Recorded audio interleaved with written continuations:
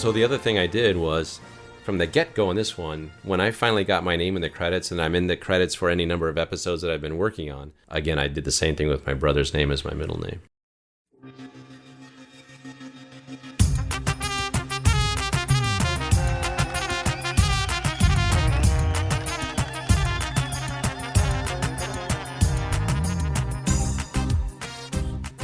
Imagine there was a device that could scan the whole world and find all the humans who have Assyrian ancestry. Then imagine that you could gather all these Assyrians into one place and get to know them. Who do you think you'd find in that number? When we first started the Assyrian podcast, we had no idea how far and wide the Assyrian people are still impacting the world. If someone would have come to me when I was a kid and said, "Hey, there's an Assyrian guy living in Japan who is creating Sega video games and is the voice of Sega Rally Championship," I probably would have first been shocked, then wondered how I could score some free games. And then I'd be telling all my friends about how proud I was to be an Assyrian. Today's guest has over 2 decades of experience as a virtual effects technical director at numerous studios, including movie franchises like Star Wars, Star Trek, The Matrix, Pirates of the Caribbean, Transformers, and Shrek. These stories you're going to hear today about what happened are true. All of it. And in today's episode, you'll get to meet Ken Ibrahim. You'll learn about his family, his love for visual effects, music, and someone named Ultraman. Ken will take us on a journey from Baghdad to incarceration at Ellis Island, to a Methodist minister in Massachusetts, to the Defense Language Institute in Monterey, California, and to a galaxy far, far away. Today's episode of the Assyrian Podcast is sponsored by the good people at the Assyrian Podcast, our hosts and everyone who supports the podcast, including our listeners who keep us motivated to keep creating awesome content. We want to inspire, encourage, question, and lift up our community. What does it really mean to be an Assyrian? We continue to explore that question here at the Assyrian Podcast. Holidays are coming up. Have you purchased your loved ones an Assyrian Podcast shirt or sweater? Go to www.assyrianpodcast.com and load up on that swag.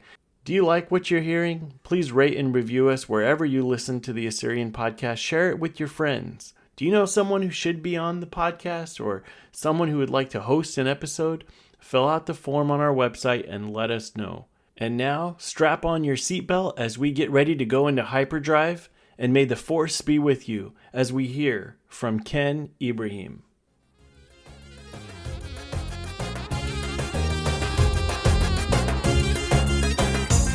Well, thank you for being on the show. Thank you for having me. I'd love to start with your Assyrian heritage. I noticed that you mentioned your Assyrian ethnicity on your social media and on your LinkedIn. Mm-hmm. So it's something I think you're really proud of. Share with us your family, your background. Sure, yeah. Well, I have to say I feel lucky to be from such a historically significant heritage, and proud of the fact that I'm part of the Assyrian people as a whole, even though I'm really half Assyrian.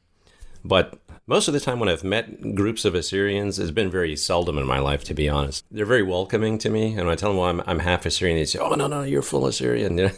So it's always kind of nice. I feel welcome in that regard. But I always feel ashamed that I didn't really learn the language. I really wish I had spent more time with it. So for the kind of story behind the origin story, so to speak, so my father's the Assyrian parent, and he was born and raised in Iraq. Basically, he was raised in Baghdad. And then he came to the States to go to college. And he did it under the guise of being a petroleum engineer, because what he's really interested in was drama and speech.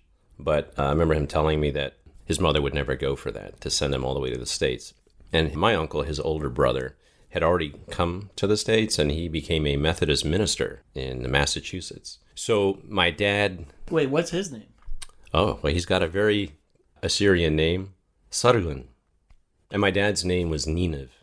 Nineveh and Sargon are brothers. Yeah. And Sargon becomes a Methodist minister? Yeah. I've actually never heard of that. Okay. Of an Assyrian who's in that tradition. Yeah. Because usually you'll hear like Presbyterian or Assyrian Church of the East, obviously, or even Chaldean. Yeah. Or even like evangelical or Pentecostal or whatever. But Methodist is out of the blue. Yeah.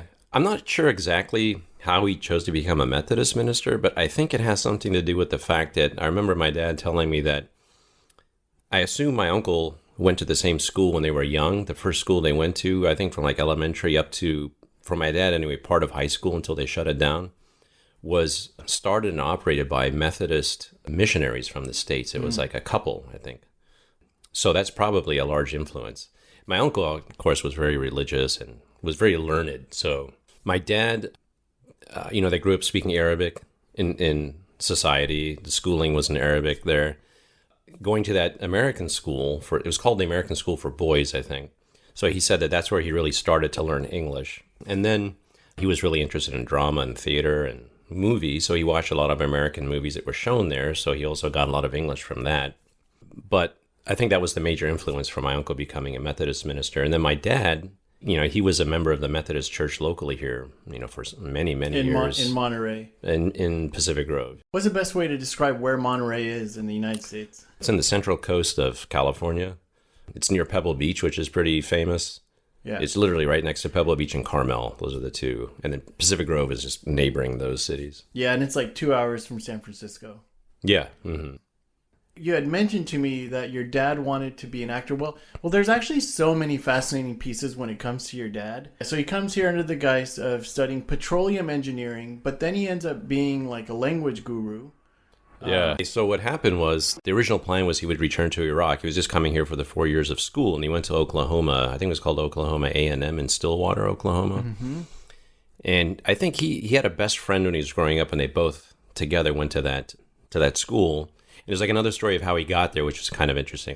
So apparently my grandmother was kind of an entrepreneur. So when my dad said he wanted to come to the States, she wanted to make sure he was dressed very well. So apparently she was, among other things, good as a seamstress for women's clothing. And so she made some arrangement with some local tailor or something that if the tailor would make a men's suit for my father and his best friend, then she would do a certain amount of tailor or seamstress work for his female clients, something like that. Kind of a barter system. So the suits were made. They were well dressed.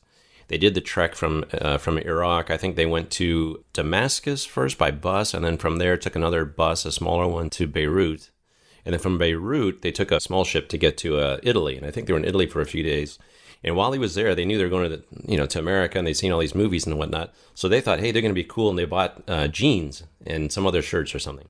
Then they took this kind of like a cruise across the Atlantic to get to New York. And before they got to New York, they decided, again, it would be cool to look like Americans as much as possible. But apparently it kind of worked against them because they didn't have a lot of money with them, because when they applied to that school, I guess part of the deal was the school said they'd pick up a lot of their expenses. And so they didn't bring a lot of money with them, and they were wearing jeans and whatnot. And the people thought, there's something wrong here. These are not real students coming here. Something else is going on. So they incarcerated them at Ellis Island. Wow. And so my dad was there apparently for about a week or so, and he didn't tell my uncle that he was coming. And the reason was, I think he said that if his older brother knew that he was going to come to the States, his older brother would have told him not to come or something. So he was afraid of that happening.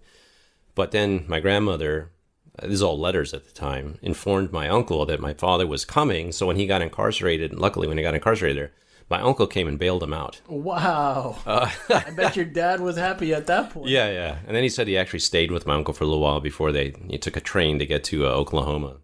That's like your classic big brother move right there. Yeah. Coming to bail you out. Well done. Good thing Uncle Sarge was there to save the day.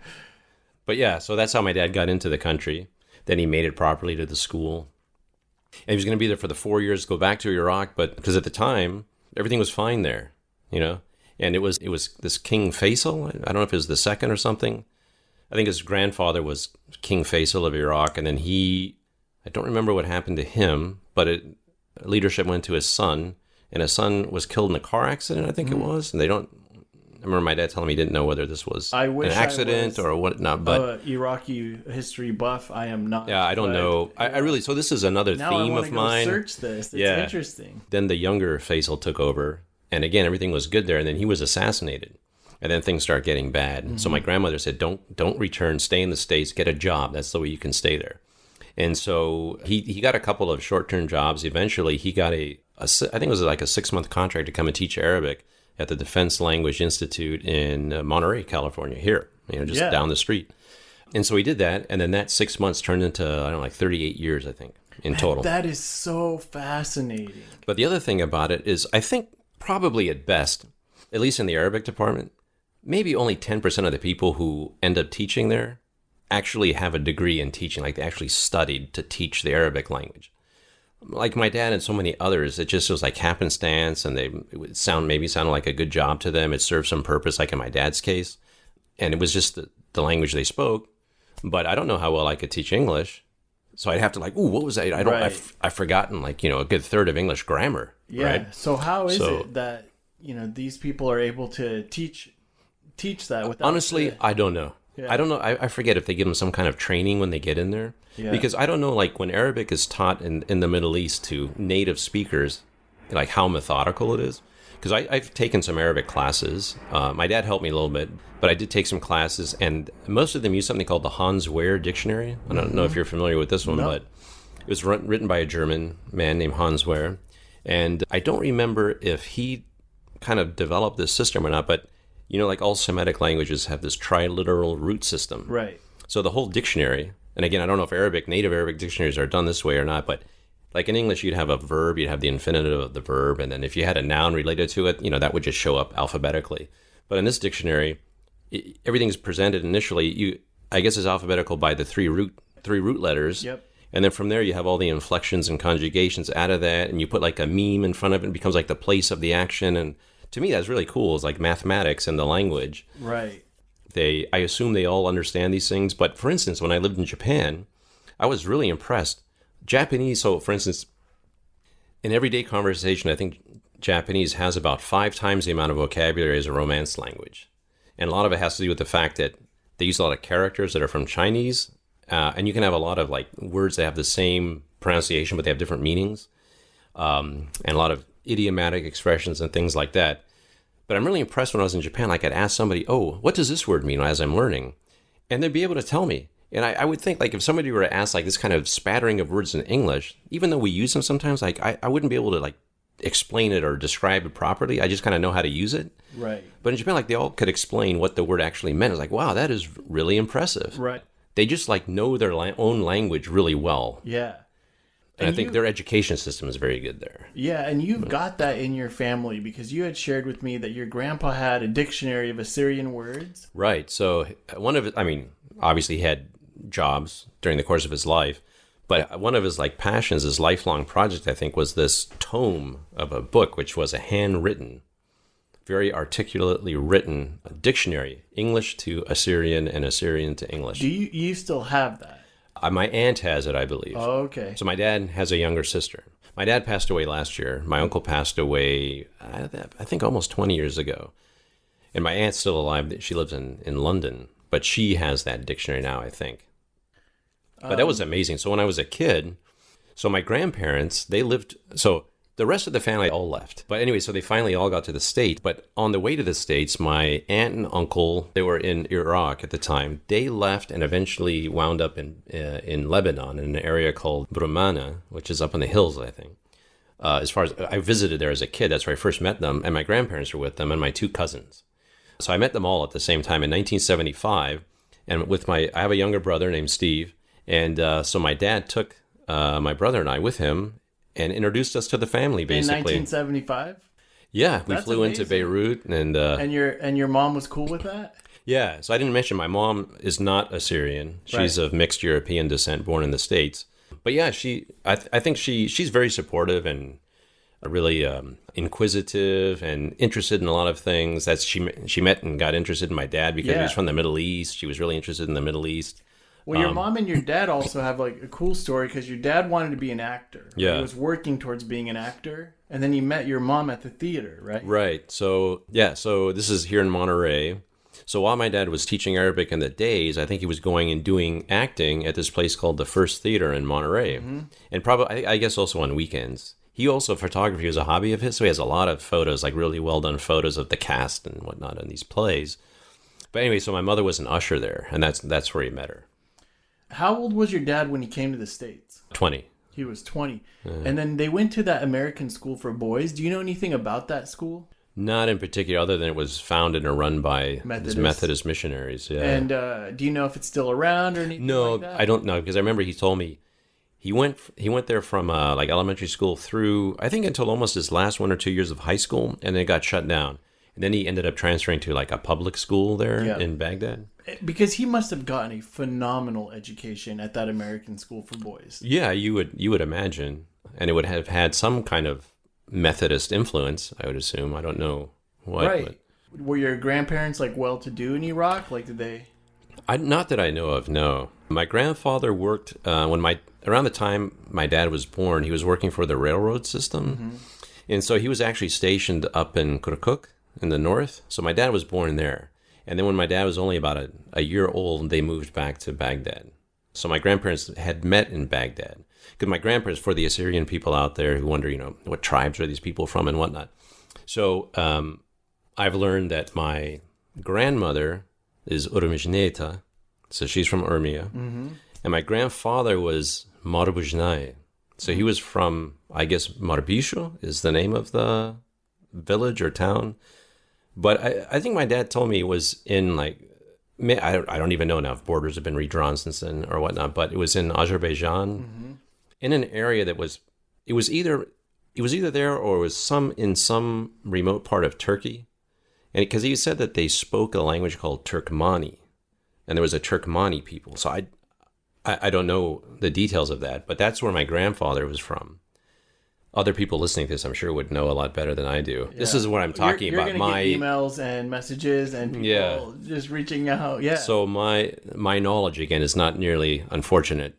Unfortunately, not nearly as much as it should be. I think all the details, and it's just a part of our background. We have a lot of unique stories. Yeah. Well, I learned a word. A lot of words I learned in Assyrian actually come from songs. Because I love music. I do music as a hobby. But when I was a kid, I listened to a lot of Assyrian music that friends of the family would make cassette tapes. This is back in the 80s, and give them to my dad, and I would listen to him quite a bit. I remember this one word in a song, and it actually wasn't until maybe only a few years ago I found out what that word meant. And then I heard it used in one of the episodes of your podcast. I think it's galuta. Is that right? Galuta or galuta? It means the diaspora, I think. Mm-hmm. I haven't heard that myself, so that might be bad on my end. I'm not positive. I think so. But it was kind of interesting when I listened to that episode, which had to do with a group of Assyrians that were born outside of the Atra. Yes, it's the Iraqi Roundtable. And they had gone back, I guess, to Iraq. Yes.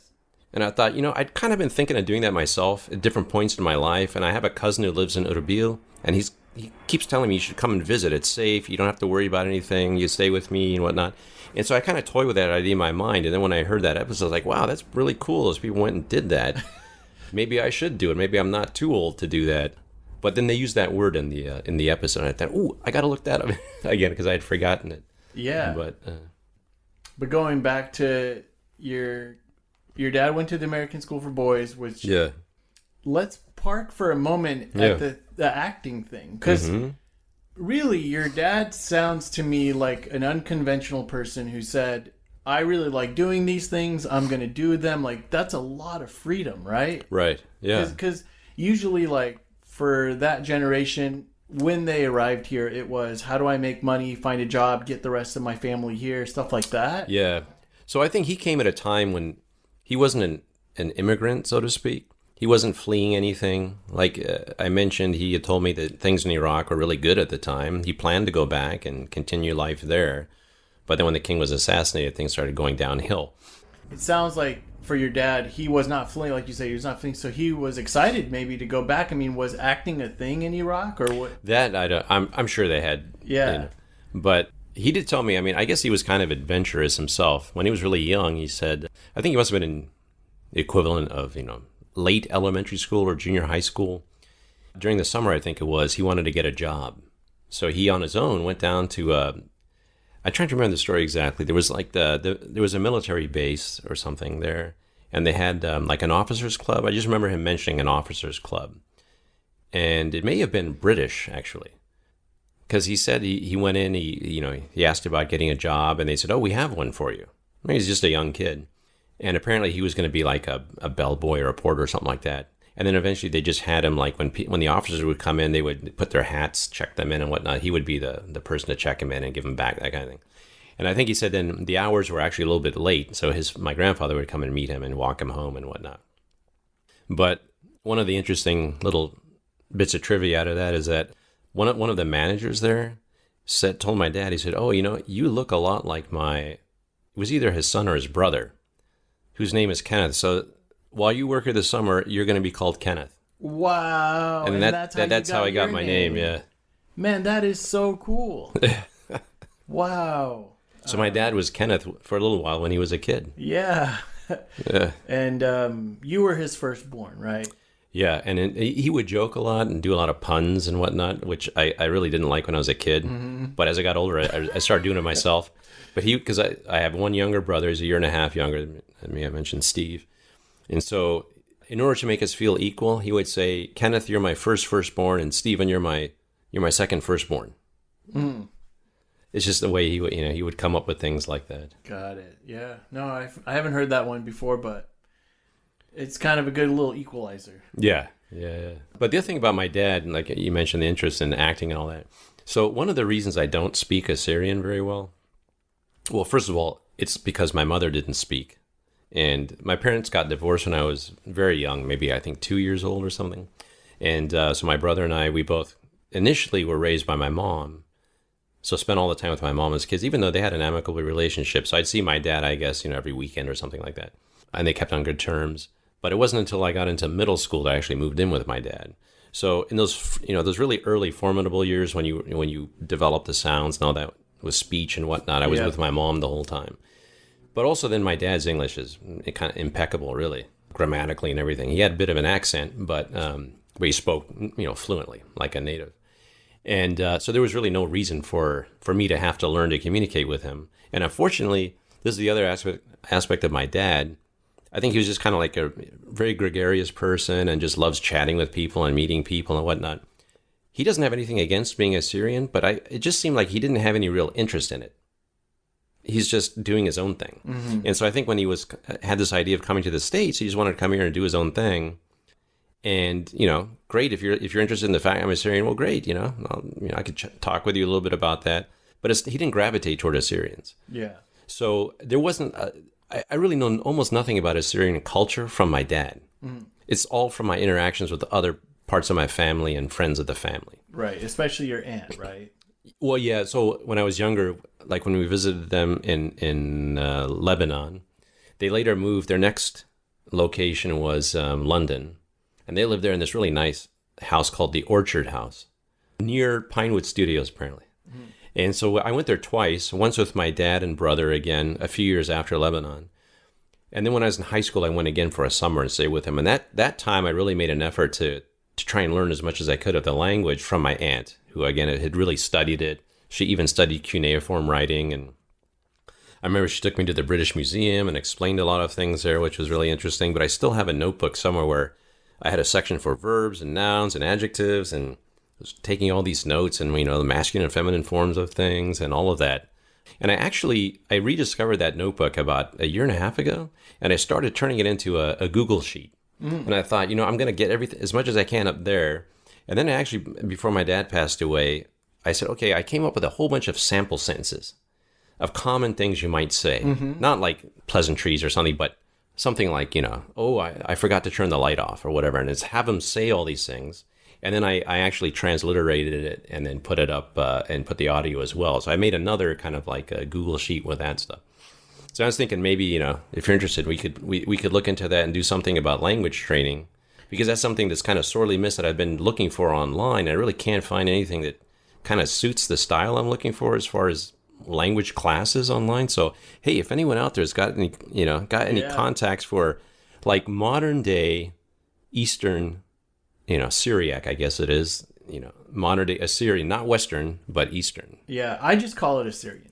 Well, no, but now I learned there's a distinction. Yes. What is it called? Suryoyo, I think. Suryoyo, Turyoyo. Yeah, and I've heard some people speak that, and I think, wow, that sounds so much different. I have no idea what they're saying. I don't either. And it's interesting because we at the Assyrian podcast, we've had a lot of negative feedback it's not a lot, some negative feedback saying, why don't you guys speak more Assyrian? We want to hear a conversational Assyrian. Sure. Yeah. But actually, all Assyrians don't understand each other's dialect. Right. Yeah. And the English actually is the most understood, at least under the younger generation. Yeah, kind of the lingua franca.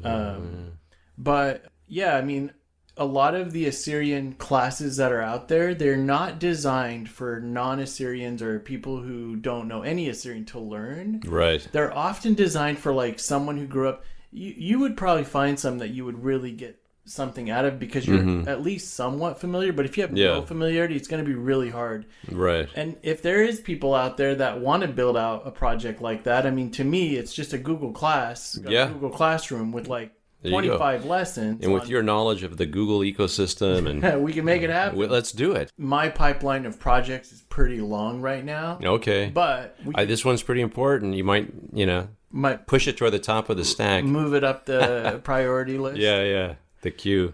So I feel like, Ken, we've talked a lot about your... By the way, it's Ken's okay or Ken? Yeah, I go by Ken, yeah. Cool. Only my father would call me Kenneth all the time. Oh, okay. Not when he was almost never angry, but he would just say, "We named you Kenneth, not Ken." But I go by Ken. And your dad, he passed away like a year and a half ago. Yeah. But when I asked you, I said, my condolences. You said, he lived a really good life. He did, yeah. He really enjoyed himself. He knew how to enjoy himself. He used to always say things like, I'm a worrier, right? I got that from my mom. So he's always like, Kenneth, honey, why do you worry about these things? Just enjoy yourself, basically. Don't let anything get you down. He'd always say that. Super chill guy. Yeah, he just had that natural disposition. I wish I had. See, that's the gene, one of those genes I wish I got from my dad. Yeah. Instead, I have more of the analytical mind from my mom, and I think that causes worry about a lot of stuff. That's right. I'm always trying to fix things. I do software development as part of my job, and it's always like troubleshooting, problem solving, developing something to be as efficient as possible, and not just kind of like going with the flow. Right. I mean, that's the thing. If you're an analytical person, I can see why anxiety would be a thing, right? Or worry would be a thing. Whereas if you don't really analyze and you just kind of push forward, then you won't run into too many things. But we talked a lot about your family, or you had gone to Lebanon and then you'd been to UK. So it's interesting because you've got an American mom, you've got an Assyrian dad, and you grow up in Monterey where there isn't very many, if any, Assyrians at that time. Yeah. 2 hours down the road is Turlock, but doesn't sound like that was a regular place to visit. It was once a month when my grandparents were alive there, yeah. Oh, okay. But you've been this person who hasn't been really connected to the Assyrian community. Right. Like you don't go to the conventions. I've been to that convention once, I don't know, back in the 80s. Right. I did go, so you mentioned Turlock again, and there are probably a number of people who listen to this that either live in Turlock or have visited there because of relatives. And it's my understanding, I asked somebody, like, why do so many Assyrians come to Turlock of all places? And if I remember correctly, someone said that it's because it reminds them of home. It's kind of hot. You have hills and mountains in the distance, but it's kind of flat in the area that you're living.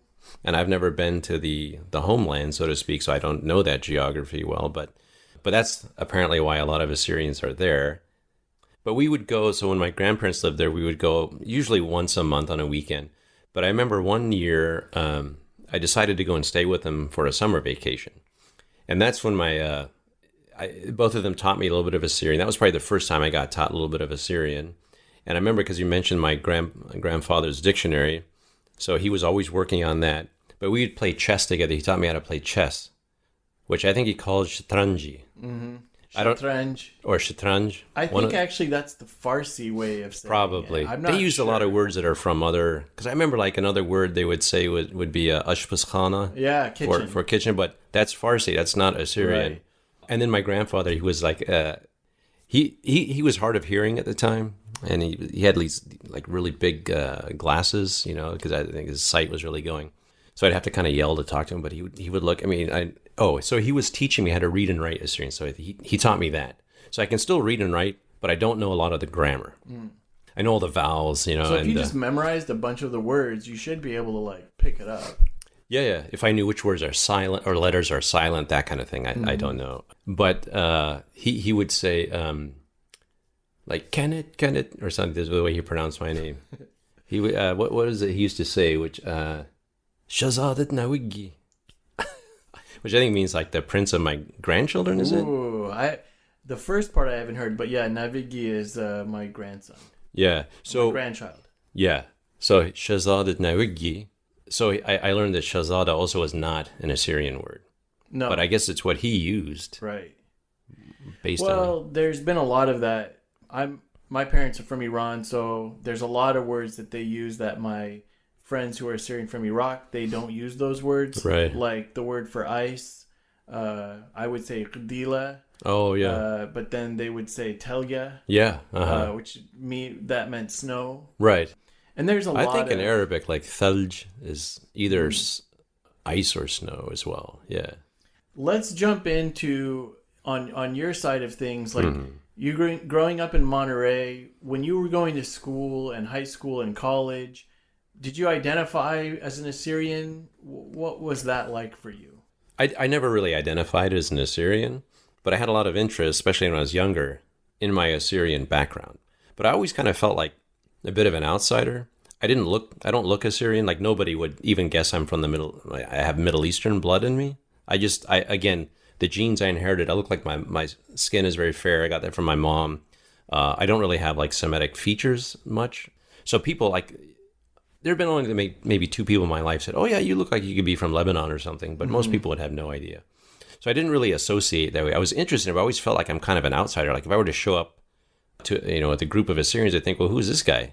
A lot of that's in my own thinking. But No, yeah, because Assyrians have a lot of diversity in terms of what they actually present, what they look like. Yeah. And, so yeah, in my eyes, when I first met you, I didn't think twice. I thought, oh yeah, he totally looks, he could be Assyrian. But if you didn't know we're meeting for the sake of meeting each other, Yeah, as being Assyrian, I wouldn't like be you would taken back.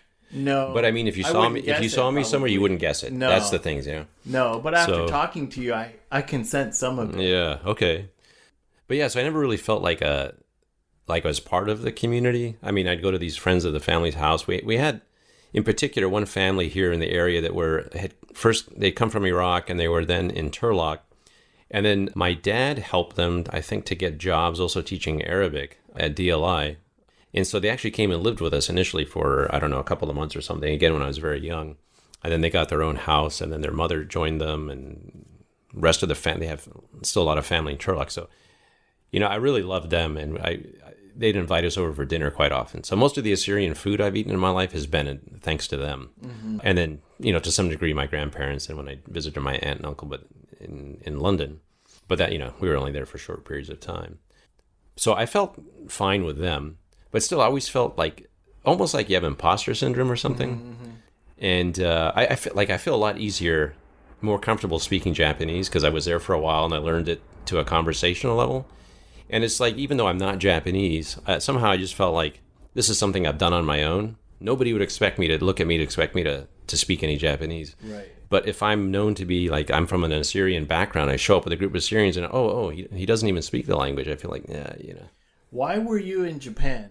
That's a whole nother story. Yeah. You want to talk about that now? Or? Yeah. All right. Well, that all has to do with science fiction, actually, originally. So I'm a big nerd. I guess it's cool to say that these days. Mm-hmm. But I grew up, reading comic books and... Ninja Turtles? No, I was never into Ninja Turtles. Like Superman? Like what were the comics? Yeah, okay, so the first comic that got me into comics to begin with, and I think Marvel's... I don't think they've officially announced it, but I think there's rumors it's going to be on their whatever phase 5 of the MCU or whatnot, is Nova. Mm-hmm. It was very cool. Never heard of it. Okay, go check it out. You can get online and check it out. He was the first one that got me into it, so I like that character a lot. He's Marvel, obviously. And then another character I liked a lot was on DC side named Green Lantern. Yeah. That movie was kind of, it wasn't the best, unfortunately. It wasn't actually that bad, but it wasn't the best. But I really liked that character as well. And then another one that was really influential on me when I was young was called the Teen Titans. And it was just, I liked the stories I was reading. Of course, I was very young at the time, but it actually taught me a little bit about Greek mythology that I ended up getting really interested in. So I ended up on my own learning a lot more about Greek mythology, but I wouldn't have done that had I not read that comic. And I later on, actually when I was young, at some point I did meet the writer and illustrator of the comic.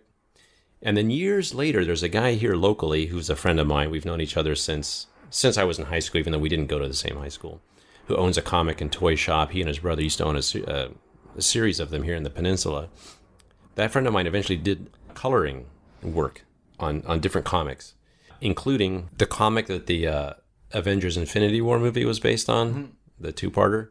It was called The Infinity Gauntlet, I think, with Thanos in it. So this guy that wrote and illustrated the comics, the New Teen Titans, when I was a kid, he did I think the story and the inking of it, and the friend of mine colored the cover, which is pretty cool. That is cool. But anyway, so I read a lot of comics. I watched a lot of TV shows. I loved Star Trek growing up, so I'm a Trekkie or Trekker of the what they call TOS. So it's the original series. And then when I got into college, The Next Generation came out, so I watched that, and I like that as well. They have a lot of newer series now, and I watch them all because they're Star Trek, but I'm not quite as into them as I was the older series. So there was that. But the reason I ended up eventually moving to Japan was because there was a show on weekday afternoons called Captain Cosmic in the area. It was on Channel 2 in the Bay Area. And it was the same guy who had something on Saturday nights called Creature Features. And on Creature Features, they'd play full-length movies, and mainly horror movies. But some of them were Japanese, like Godzilla and Gamera and Rodan, all these things. So I ended up liking Godzilla and Gamera quite a bit. But then he had this other show where he'd introduce, it was a half-hour thing every day of the week, or weekdays, where he'd have all these mainly Japanese, either anime shows or live-action ones. And so I liked the majority of the ones I saw in there, but the one that was the favorite of mine was Ultraman. I just was enamored of Ultraman. I couldn't wait to get home after school. I was in sixth grade, first year of junior high school. I remember I'd get on the bus from school to get back to my grandmother's house in time to watch the show. And he had all these powers, and I don't know if you're familiar with Ultraman. I do not know Ultraman. I know Mega Man and lots of different... Yeah. There's a number of them. Yeah. But so again, when I was that age, it was either my mom or dad, I forget which one now, took me to San Francisco to Japantown, and they have a pretty famous bookstore there called Kinokuniya, and they had a whole bunch of kids books, and a lot of them were Ultraman books, kind of the special format, kind of hard paper books, like cardboard almost.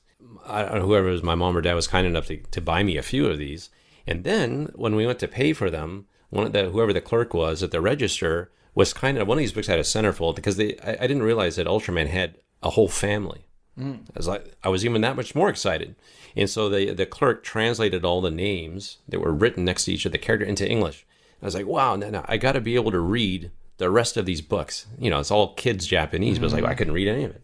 So then my mom said, well, okay, there is a Japanese language school you can go to. It's run by a group called JACL, Japan American Citizens League. And she grew up with some Japanese Americans, and so some of them were sending their kids to the school. So she said, why don't you go and try the school? And she told me later she just thought I'd go once and I wouldn't have any more interest. But I ended up sticking with it, mainly because I made some friends there. Unfortunately, I didn't learn a lot of actual Japanese from it. I ended up going there for, I think, maybe 5 years in total until I graduated from high school. It was just Saturday mornings. But I had no one to practice with outside of the school, where they all had, they're from Japanese families or expats or something, so they have people to practice with and do the homework and whatnot. But I think the one benefit I got out of it really was, other than making some friends there, was developing an ear for the language. So then when I got to college, I went and studied computer engineering at Santa Clara University, and I was able to test out of a few classes up there. So that engineering curriculum was really packed, but I was able to get 2 free electives now, and I chose to take the 2 elementary Japanese classes at the college level. And there I actually started to learn some of the basics of it. And so what I did was I bought all the books in the series. It was from the Hawaii Press, and we only went through the first half of the first book in those 2 elementary classes. And then I applied for a job in this initiative called, it was the JET program. They still have it, and that's the one that stands for Japan Exchange and Teaching Program. And so the only requirements were you're interested to go to Japan, and you're a native speaker of English, and that you have a degree in something. And so I matched all of those criteria. So I ended up getting the job. And they don't tell you where in Japan you're going to go. You can't choose. Everyone would want to go to Tokyo probably. But they say, okay, if you accept, then we'll tell you where you're going. So I accepted immediately. And then they told me this place I was going to go is called, it was a city in an area called Gunma Prefecture, which is about 2 hours north, it was the northeast, I think, of Tokyo. So I could get to Tokyo if I wanted to by like a 2-hour train ride. So it was really, that was the progression to getting to Japan. But the other main interest I had, well, one was, I'm going to go to the homeland of Ultraman and Godzilla and all this stuff. Yeah. I had grown up, loving watching that stuff. And then also I studied computers and I love science fiction. It's like, if you're going to go to any other country outside of the States that kind of encompasses all those things, right. It would, at that time, it would have been Japan. Mm-hmm. And so it just made perfect sense. And so I went and did that. And I was only planning to stay there for a couple of years. So I did the first year teaching English, but I know I didn't want to do that professionally. So while I was teaching, I actually interviewed with a software development company that was in Tokyo, and I got their information back from the university. So I remember going to Tokyo, I interviewed with them, and within a few days, they said they'd like to hire me. So, I was ecstatic. I was going to be able to stay in Japan and do actual computer programming work, which was what I was thinking I would do professionally. But I always had this interest in doing, like special effects. So I had to come back to the States for them to switch the visa, and it took them a long time to do it. They had to switch it from a instructor visa for English to a engineer visa. It took like 10 months or something. So while I was back here in the States, I just started to try and learn how to do programming on the Mac OS platform at the time, which is different than now. They had, again, like this set of tomes of books. It was like called the Toolbox, I think. Because when I went to school, we studied on, MS-DOS and Unix a little bit. Yeah. Were you learning how to code in Japanese? No, it's all English, yeah. All computer programming language. Even in Japan, they're using English typing and everything? Yeah. So you can put in coding, you put comments. Yes. So sometimes they put comments in English. That's so fascinating. So you mean like all those games we played growing up, like Nintendo games or whatever, the back end coding for it was in English? Yeah. What language? C at the time. Wow. Yeah. Man, but... Oh, and assembler. A lot of assembler. Because they're doing stuff at a very low level with, what do you call, like low-level device driver level kind of stuff they have to do as well. So I didn't do the actual game development. So I worked for this company developing Macintosh software, mainly for database-related stuff. The States. No, this is in Japan. Oh, okay. This was that job I got in Tokyo. Yeah. So I did that for about a year and a half, and then... While I was doing that, again, like I mentioned, I really what I wanted to do was somehow do special effects. And sorry, I keep jumping around a little bit here and there. But back when I was in high school, and even like junior high school to high school, along with this interest in science fiction, I really wanted to become like a special effects model maker. Because, I love, again, Star Trek. Star Wars obviously was a big, I don't know how I forgot to mention that. Yeah. So Star Wars was a huge influence. But I love the Enterprise from Star Trek and then the Millennium Falcon from Star Wars and X-Wings and whatnot. But I remember what I'd really like to do, I wasn't very good at painting the models, but I really liked to do was light them up. So I just like things that glow, basically. Light, all the little pinpoint lights. Another series was Battlestar Galactica. Yes. And the folks who worked on the original Star Wars film, a group of them went on and did the effects for Battlestar Galactica, the original TV series back in the 80s. But anyway, so I was really into building these model kits, but adding lights and fiber optics. I remember learning about fiber optics and thinking that was so cool. You have like one light source, and you have these like little hair-thin, little, almost like little noodles, like little glass, bendable noodles. And you would drill little holes into the hull of the ship, and you put it in there and use like a hairdryer. They apply just enough heat that it flares the lens and gets it to stick there. And you collect them all to a central location inside the model where you have a little light, and then it just like transmits the light 100% to all these little pinpoints. And then LEDs, and put them in there and buy like little timer chips from Radio Shack back in the day. And somehow like work it all out to get it all set up, and like a little battery pack. And I love doing that. So I thought that's what I want to do. And I was reading like these magazines called Starlog.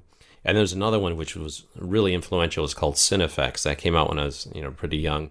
And that had like really detailed articles. And I didn't read a lot of all the text, but they had so many behind the scenes pictures. You can kind of see what these people are working on, read the descriptions of those pictures. So I got really into it.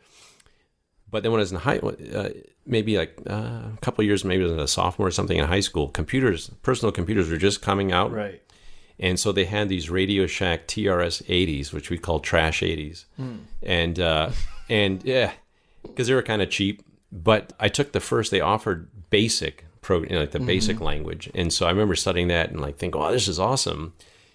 And I thought to myself, well, if I can kind of marry the two interests where I could do what became known as computer graphics, to do all that model making, but to do it in such a way that I don't have to physically house anything and use like smelly glue and all that kind of stuff. And on the computer, you have undo and you can go back and do things it's just like a lot more creative possibilities there. When you say model making, in my mind, it's, and in the context of lighting, what I'm hearing, because obviously I don't have any background in any of this. I've done a little bit of Photoshop. You know? I used to color coloring books growing up. Nice.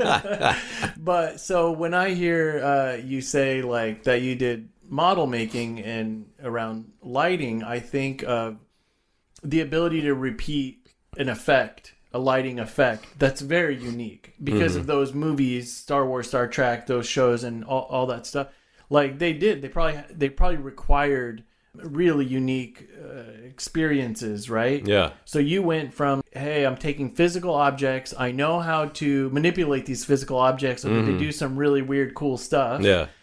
And somehow then you said, wait a second, what if I can create an array with coding, programming that would then make this appear on a screen? That's sort of what I'm hearing in layman's terms. Basically do the model making, but do it digitally. Yeah. Yeah, so that's what I was thinking. And the thing that really kind of congealed it and probably gave me this idea to begin with was I remember there was a show, again, it's all back in the 80s. It was called The Young Sherlock Holmes. And it's a very famous scene. I think it's one of the first examples of computer graphics in mass media, in TV in this case, where there's this stained glass. There's a knight in the stained glass window, and it jumps out of the window and comes to life. It's in a church. And it like pulls a sword out and starts to do some kind of battle with the priest or something. And I thought, wow, that's awesome. That's it. I'm going to do that. You were like, everyone else was like, whoa, I'm going to have nightmares tonight. But Ken was like, I'm actually going to learn how they did that. Yeah, that was super, super exciting for me. But I really wanted to do it more with spaceships and that kind of thing, as opposed to what's called character animation now. But yeah, so that was kind of where that interest really started. And I don't think it was called visual effects at the time. It was CGI, I guess, and whatnot. So the whole time I've been doing the computer programming and this kind of interest in Japan, this company I was working at doing that Mac OS stuff, because they had Macintosh computers, they had like early day Macromedia was the name of the company. Yep. Then I think it got bought by Adobe, became Adobe. But before that, they had something called Macromedia Director, and they had a language called Lingo. And so that was like a script. That was the first scripting language I saw. So I was programming in C, and this is when Apple Events was first introduced. And so I was learning about those APIs and how I could do stuff to communicate with the database software using all that. But after work at night, I would stay late and I would start to learn Macromedia Director and this Lingo language. And it was really cool, the stuff you could do at the time. And then they also it was Premiere, I guess. So I don't know if it was Adobe at the time already or it was still a Macromedia product.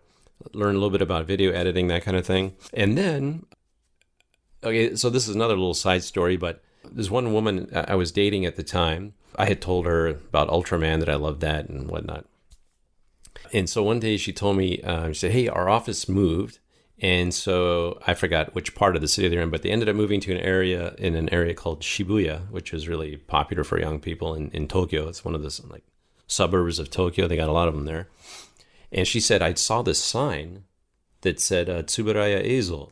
And Tsuburaya is the name of the man and the company that made all the Ultraman shows. And he was kind of like the special effects wizard behind Godzilla and whatnot. So she said, you want to go have a look? And I said, yeah, sure. Yeah. So we went on a Saturday and we went to she guided us to where it was. And sure enough, there's the sign. It was on the second floor, and I remember that the lights were on. So I thought, it's Saturday and the lights are on. And so I told her, I said, do you mind if I just go and knock on the door? She goes, I'll wait here. So I went upstairs and knocked on the door. It takes a minute. Someone comes and answers, and they're probably thinking, well, who is this gaijin? That's what they call foreigners, gaikokujin or gaijin. And I said, in my simple Japanese at the time, I said, I'm a huge Ultraman fan. And the guy's like, oh, come on in, you know? Yeah. And so I go in there, and this is like a dream for me already. And he sits me down, he brings me coffee or whatever, and we start talking. I mean, again, my Japanese was just starting out then. So I don't remember how well we even communicated with whatever English he was able to speak as well. But before I knew it, it was already like half an hour, 45 minutes had passed. I said, oh my God, my girlfriend's outside. I hope she's still there. So I went down and she was still there. And I said, oh, I'm so sorry, but give me a few more minutes. And she goes, that's fine. You know? And so basically I got his business card after that. And he started inviting me to meetings he would have with, and I'm thinking, wow, this is unbelievable. Yeah. He's actually inviting me to meetings that he's having with clients to work on a new Ultraman series is what it was for. And I say, I cannot believe this is happening. And he wanted my perspective on things as an American and the fact that I grew up watching the original Ultraman. And he wanted input on like, what would a good name be and all these kind of things. So I remember that for this particular new character, Ultraman is his body, his costume, but it's really his body is mainly silver and red. Mm-hmm. But he said this one was going to be mainly black or dark, and he was going to be able to become invisible and do other things. And so I remember thinking hard about it. And I remember, ooh, you know, it'd be a cool name is Stealth. Mm-hmm. And so I remember going and kind of quote pitching it to him, and in Japanese it would be pronounced like sterusu, and instead of stealth. And so I don't know if it just didn't sound right to him or whatever, but they didn't go for that name. I remember that. But I just thought the whole fact that he's asking me for my input. But one day he's, invited me to another one of these meetings, can be for this show. And so I show up there, and these two other guys come in. They're also pretty young. And it ends up that one of those two guys are from another company. One of them is the president or CEO of it. And the oddest thing happens. So I'm sitting in this meeting. We're talking about this Ultraman show. And then when we're all done, this CEO guy who had come to visit say, hey, what do you, this again was like a Saturday. He said, what are you doing from now? And I said, oh, I don't have any particular plans. And he's like, oh, you want to come to my next meeting? It's also now he's inviting me to yet now I'm going with this guy to another meeting. You're now part of his entourage. To talk about a video game product. Mm-hmm. So I ended up doing that. And then he took me out to dinner. And, like in Japan, they had all these hostess clubs and things like that. I mean, he had his favorite one he would go to. They all knew him. And so we went to a nice dinner, and they took me there, and they're serving all these drinks and whatnot. And so we started like, hanging out for I don't know. Is this guy an executive for Ultraman? No. This guy had his own company. So they would help mainly graphics of one sort or another. But they also, the thing that was interesting is it dawned on me that they were kind of like a small version of ILM, which is Industrial Light and Magic, mm-hmm. which is near where I work now. Which I grew up loving because they were the company that was put together to make the original Star Wars film, and they've worked on all the films since then and a whole bunch of other movies, a lot of awards and things. They're in the Presidio in San Francisco. But this was like a small version of that company where they would make not only like things that were related to anime and live action, like TV commercials they would work on where they had to build suits and things. They would make monster kaiju suits. Mm-hmm. A lot of people know the word kaiju now, which means monster in Japanese. And so I was like, wow, this is great if I can get in here. And again, my main interest was the computer graphics. So they had 3 high-end graphics workstations that were relatively new at the time. And they were using like a Japanese computer graphics animation product, rendering and animation software. And I thought, well, this is really my foot in the door for this. And so I kept like, hanging out with him and helping him out with this and that. And then the idea was that I would get some time to work on those machines, but in reality, he told me, well, I have already artists working on them. You're free to use them in the middle of the night when they're not being used, but they got a lot of work they're doing. So I thought, all right. And then the other thing he was really interested in was expanding his business into other parts of Asia, and he wanted my help with English in these other countries and doing some translation between English and Japanese. And so even though that sounded kind of cool, that's not what I wanted to do at the time. And he invited me to his wedding. And he wanted me to give a short speech in Japanese. He's probably putting the foreign guy, up there as the token foreign guy speaking some Japanese. Yeah. So I did that. And then shortly after, these 2 other Japanese guys approached me and asked me, like, oh, who am I? Where did I learn Japanese? What do you do? And not. We're from Sega. Wow. And I was like, oh, all right. And the other thing was my mom, she's always very supportive of my interests and whatnot. So, this is like in the early 90s. She would send me newspaper clippings and articles that she thought I would find interesting. And one of them I did find really interesting was an article about the software that was used in the first Jurassic Park movie to do the dinosaurs. It was called Softimage. And I had never heard a name of like a major animation software package that was used in any of these films that had come out by that point. Right. So this is the first time I had a name to work with.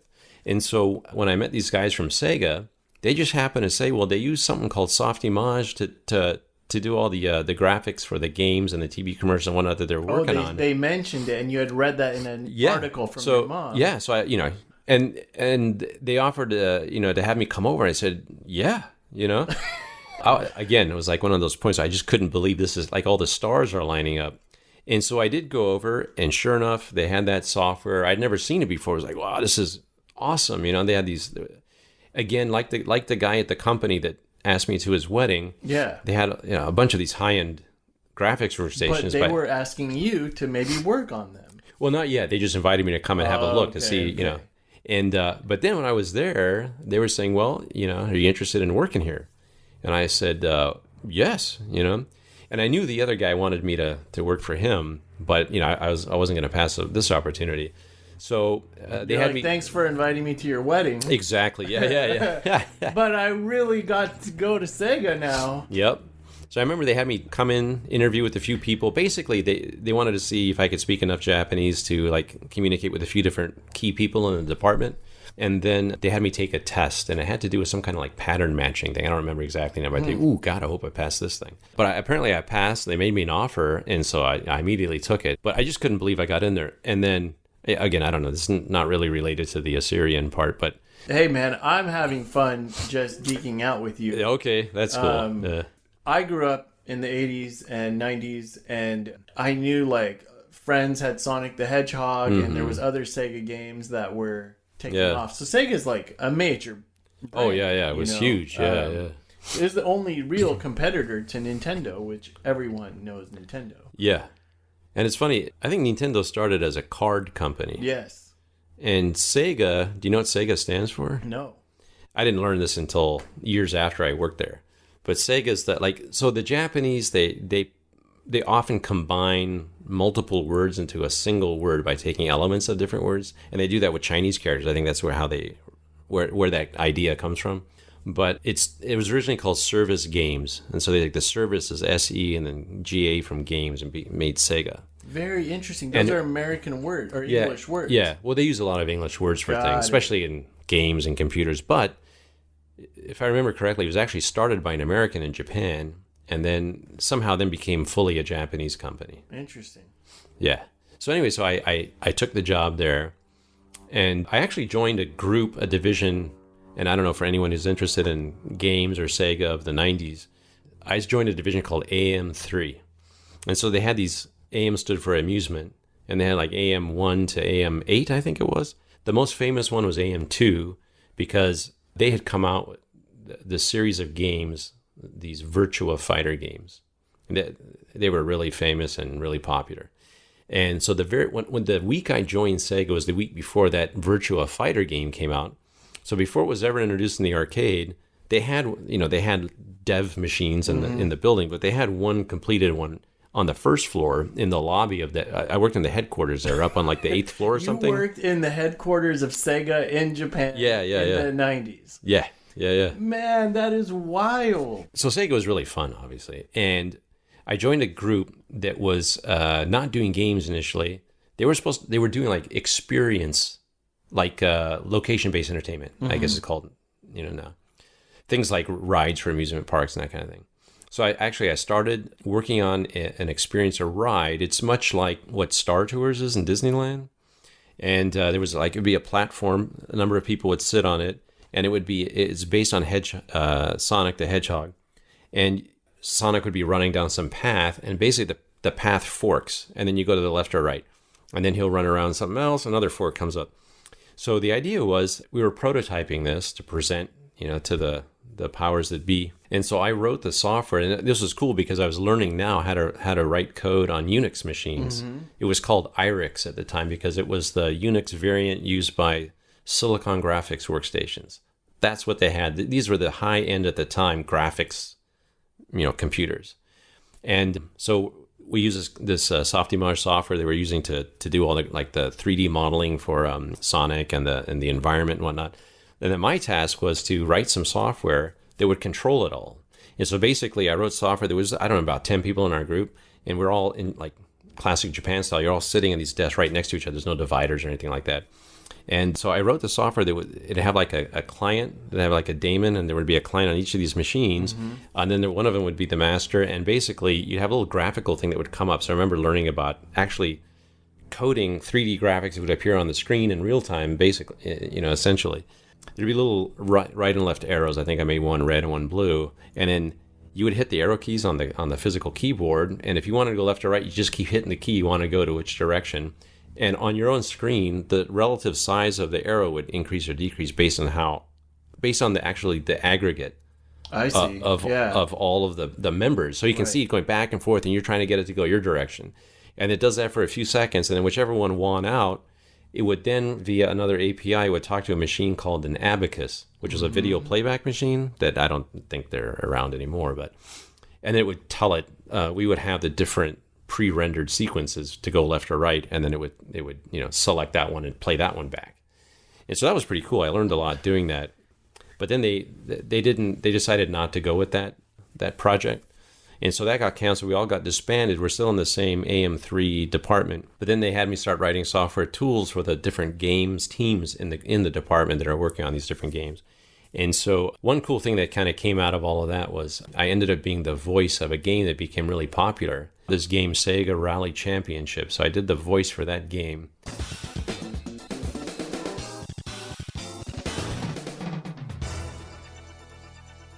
Sega Rally Championship.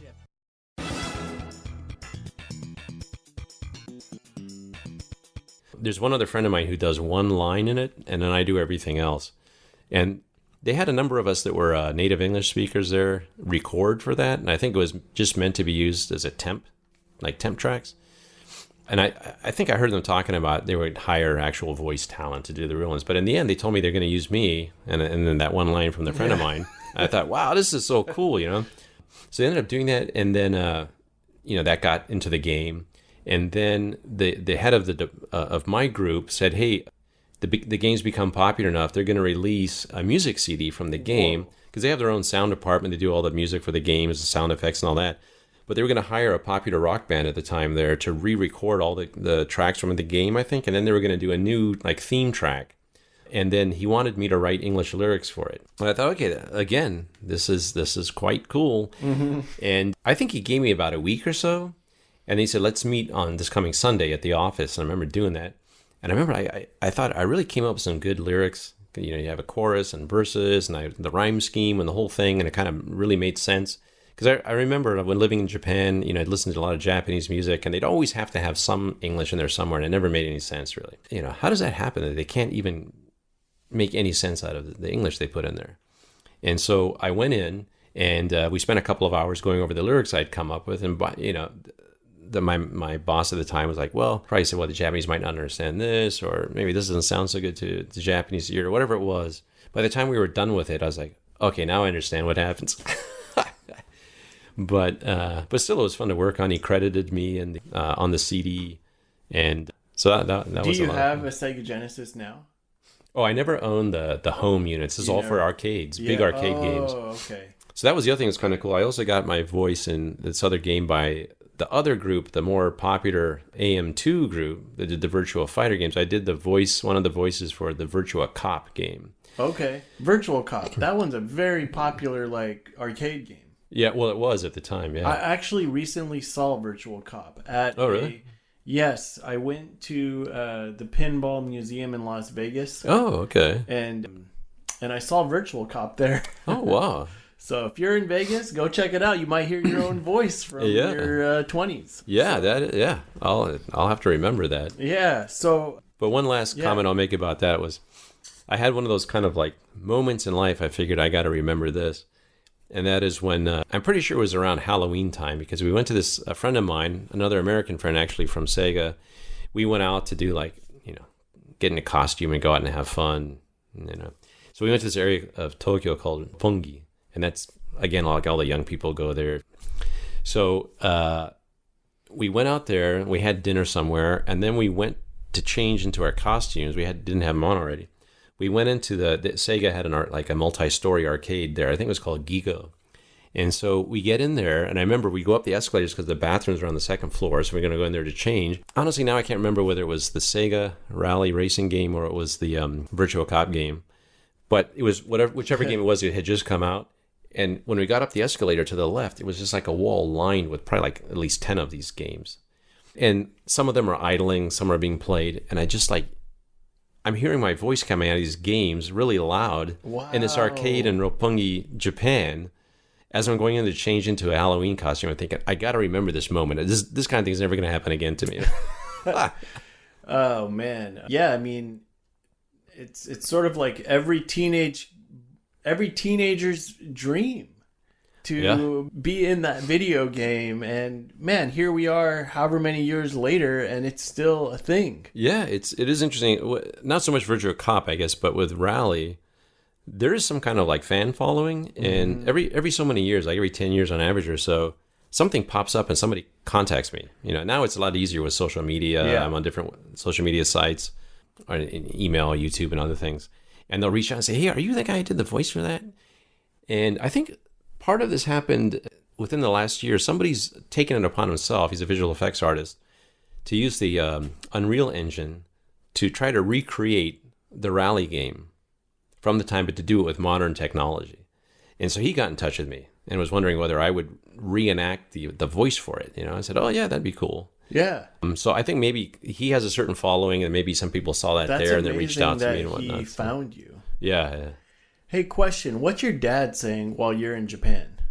Is he like, why is my son in Japan? Or is he happy for you? Are you guys talking very much about any of it? Bruni, when are you coming home? Yeah. Wow. No, I think I kind of felt like I was doing what my dad did, and he ended up staying in the foreign country the rest of his life, right? Right. But I'd come home every Christmas, and after Sega, I ended up joining a company called Alias Wavefront. That company, Silicon Graphics, had made these high-end workstations. They bought two of the prevailing animation software companies called Alias and Wavefront, and they merged them together to make it Alias Wavefront. And so I ended up joining them and helping them to build out their business in Asia. So Tokyo was the headquarters of their Asia Pacific, operations. But their actual headquarters was in Toronto, and the headquarters of the parent company, Silicon Graphics, was in Mountain View, here in California. So you transferred? I didn't transfer, but I started this is one of the things I was super excited about, again, moving to this company, was that I'd learn more about the business side of it, and I started doing business travel. And so on almost a monthly basis, we'd be traveling somewhere, and oftentimes back to North America, either to Mountain View or to Toronto. And regardless of which one it was, whenever I did that trip, I'd always arrange to stay over a night back home here in the Pacific Grove, because it's like from San Francisco Airport, SFO, it's only about an hour and a half. So I would see my parents and my brother, a few times a year. Well, maybe, 6-7 times a year, and then I'd come home for Christmas usually. I get the sense just over our kind of last hour together, when I hear your story, you're very much someone who's always exploring, always listening, wondering, watching, pursuing your dreams, and having fun. And your progression was quite fascinating, because you literally went from someone who's seeing material things and how to orchestrate them and bring them together, to also having this interest in programming and coding, and you went to school for that. You end up in Japan doing some work that teaching wasn't really your thing. You get a job, you meet this guy because you knocked on a door randomly, and then from there you go to his wedding and you meet people from Sega, and they have you working on like, you do the really cool voice stuff, and then you did some project, but like a lot of those projects the company didn't end up moving too much forward with, like they didn't become their kind of main headliners or whatever. Yeah, not that original project I was hired to do. Yeah, not the original project, but even as you were explaining the experience you were getting of being in a community of people, or being with a bunch of users, and watching those users manipulate something physical in order to then see something digital happen. Right. This was like the birth of this interactive experience that for us is like common today. Yeah. But at that time, not at that time. this was all breaking through. This is all brand new. You have to put into perspective. Yeah, all these things I'm discussing are things when I was younger. So back in the mid '80s to mid '90s, really. But it's actually fascinating because it seems to me like there's a lot of interest in the '80s and '90s right now, and I don't know if it's just consumer based because like the kids are growing up and they know that'll sell. But like even the show Stranger Things. Yep. It's really cool how there's like so much interesting thought on that. Yeah. If nothing else, it's never ceased to amaze me that, wherever you go, some restaurant, some store, wherever you go, you always hear 80s music. Mm-hmm. Not always, but you never stop hearing it. Yeah. At least maybe once a week or something. I'm thinking, wow, it's really kind of prevailed. Maybe it's the same for 90s music. I just don't know it as well because I was living in Japan during most of the 90s. So I was kind of out of touch here with the music scene. But just 80s music is still popular, that's when synthesizers and drum machines were first being used. And that's a whole nother topic because I got really into that and I still do it. And I'm trying to, every few years, try to reinvigorate myself to make more music. But there's something about the 80s. And then you mentioned Stranger Things. I will give this little, hopefully quick story. So, I got the first job in high school with some friends of mine. Was it at the Hawkins lab? Yeah, right. Yeah. So we got the first jobs in high school with the focus on making money to buy some music gear to make a band. And so we actually went and got the jobs. We all got jobs at some kind of a restaurant. I was a busboy at a local restaurant at Lover's Point. It was called the Tinnery Restaurant. Mm-hmm.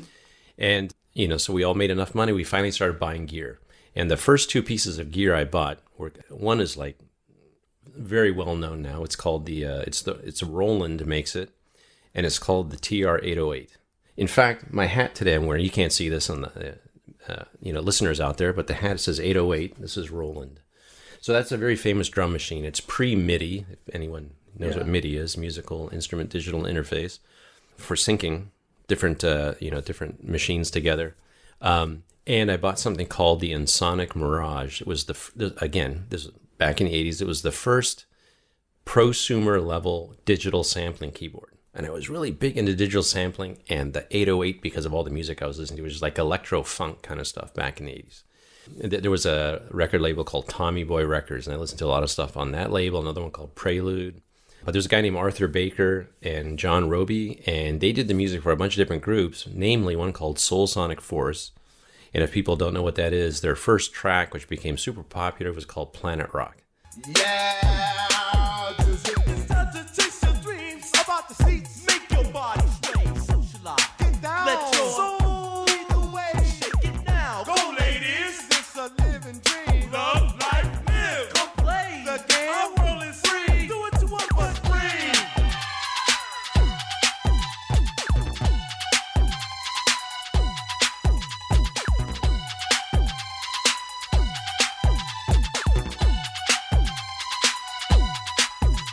But I just fell in love with those sounds. And a good friend of mine in high school, his father was a famous musician.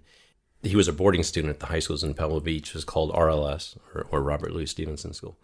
And so we'd go sometimes on the weekend to his dad's place, and we'd unearth things. Basically, his dad had all kinds of older musical gear under sheets, bed sheets. We'd pull the sheets off and plug it in, and, I'll say, thank God. My friend said, hey, I found my dad's drum machine. Come on over and let's check it out. I was saying, please. Honestly, I'm not very religious myself, but I was like, it's one of those moments like, please, God, let it be this machine that I'm hearing in all these songs. And sure enough, it was. I could not believe it. It was the TR-808. So I ended up buying one myself from another guy at school for $500 at the time. And now, all these years later, apparently they go for anywhere from like 10 to 20 grand or something. Wow. I'll never sell it, though. This is like a museum piece almost. But so we got these jobs, bought all the music gear to make a band, but we did very little as a band. And then I just started making music as a hobby, like a little MIDI studio at home. Very cool. Did any of it appear on Stranger Things? No. Oh, but good. You brought it back there. So I get off on these tangents. But so the thing that was really cool is one 80s track I really liked a lot was Running Up That Hill by Kate Bush. And so it's really funny that all these years later, such an amazing story, the writers, decide to use it in there. I think they must have spoken with her and say, hey, is this so cool and whatnot. And now she's gone to the top of the charts again, like 40 years later. Right. And has made like millions of dollars.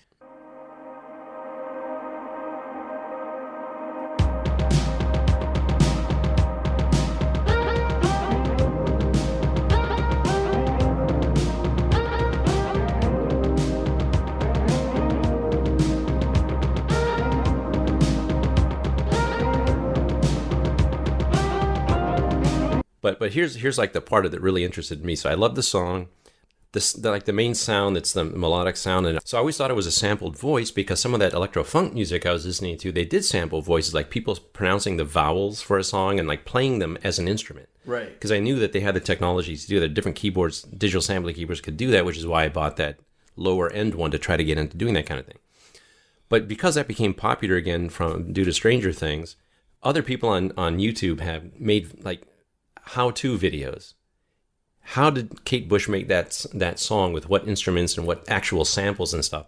And so I have this, I bought like the entire library of a company called Arturia. They make like recreations of software synths. They also have like hardware as well, like a MIDI controller and other things. So they have like almost every classic bit of analog gear and then also digital gear after that. They've done recreations of it. One of which is called the Fairlight CMI, and that's what Kate Bush used, and Peter Gabriel used it quite a bit. And so somebody on YouTube had made a video say, hey, here's how you remake that. Here's the actual sample that they include in Arturia's recreation. They have the whole original sample set in there. And so I watched that, and I went back and said, oh, I got to try making this myself. And then they mentioned the drum machine that's used. I have like a sample set for that drum machine. And I made like a very simple recreation. It was like, oh my God, that's it. You just put some effects like reverb and effects processing on that sound. Like, wow, I can't believe that's actually, I'm recreating almost exactly what she did all those years ago. Because you still have the machine. Well, I have this virtual recreation of it, software recreation of it. Yeah, that machine was like $40,000 at the time. There's like very few studios had it. Yeah.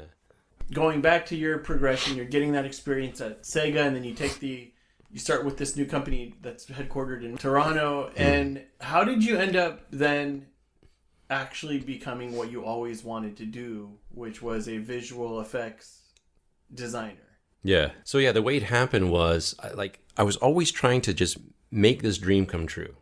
And I was taking like these steps toward it. Magically, somehow it was working. Is that in Assyrian? Is that Qizmet? Yeah, Khizmet. Kha or Qa? I don't remember. I would Kha, Khizmet. Okay. Yeah. It was your destiny. Yeah.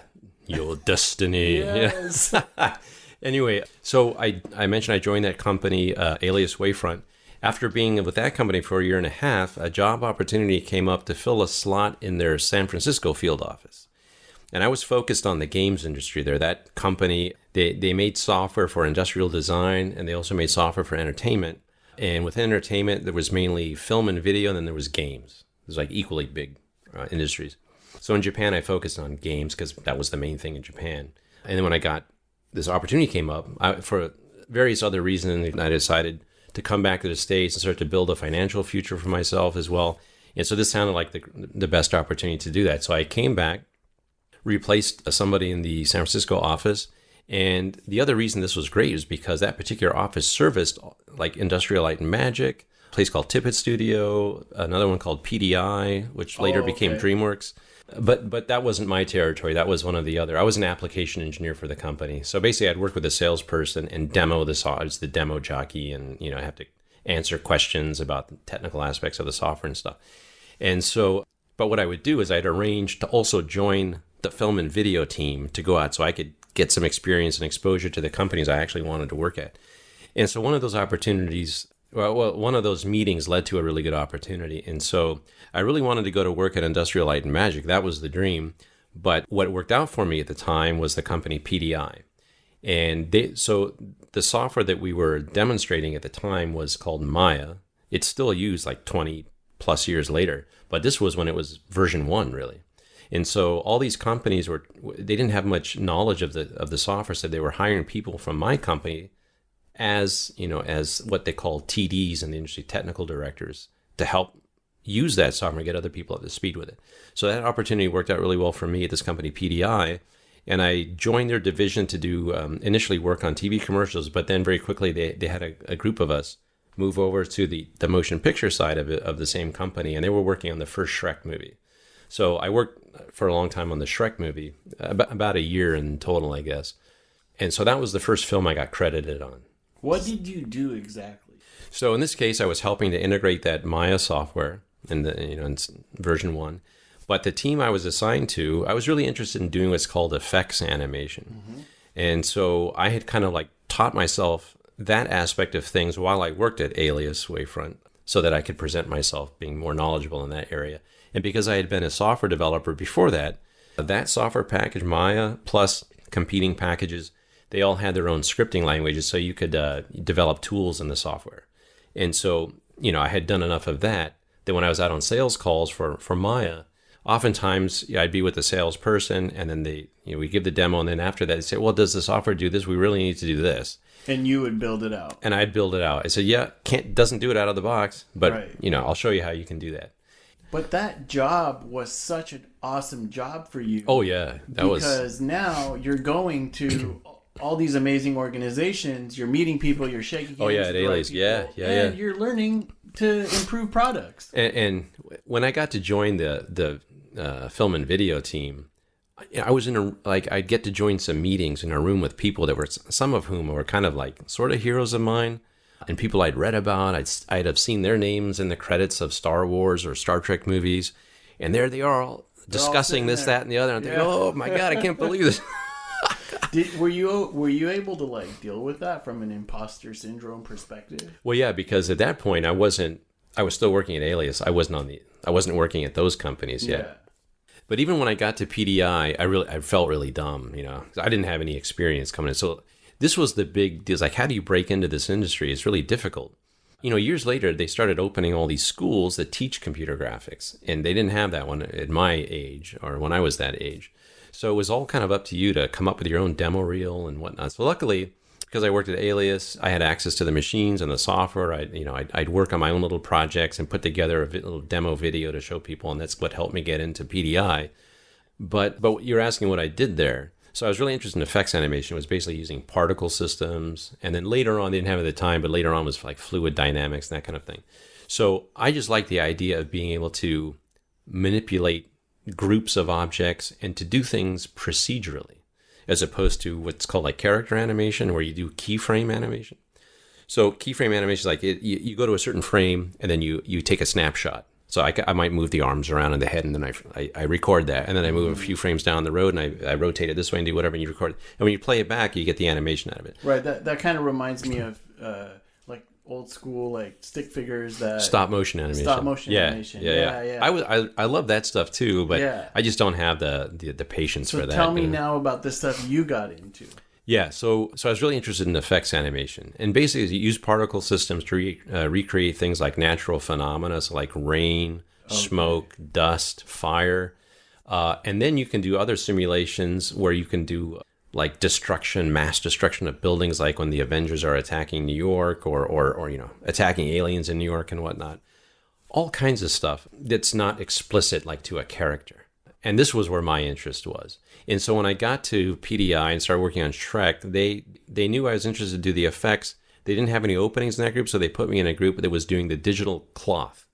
So we did cloth simulations for the main characters. So for Shrek, Fiona, what was his name, Farquaad. I guess mainly those three characters. They were all wearing some kind of clothing element. So we used Maya and its own cloth solver. They called it a cloth solver. There were some competing cloth solvers, but we used the standard built-in one.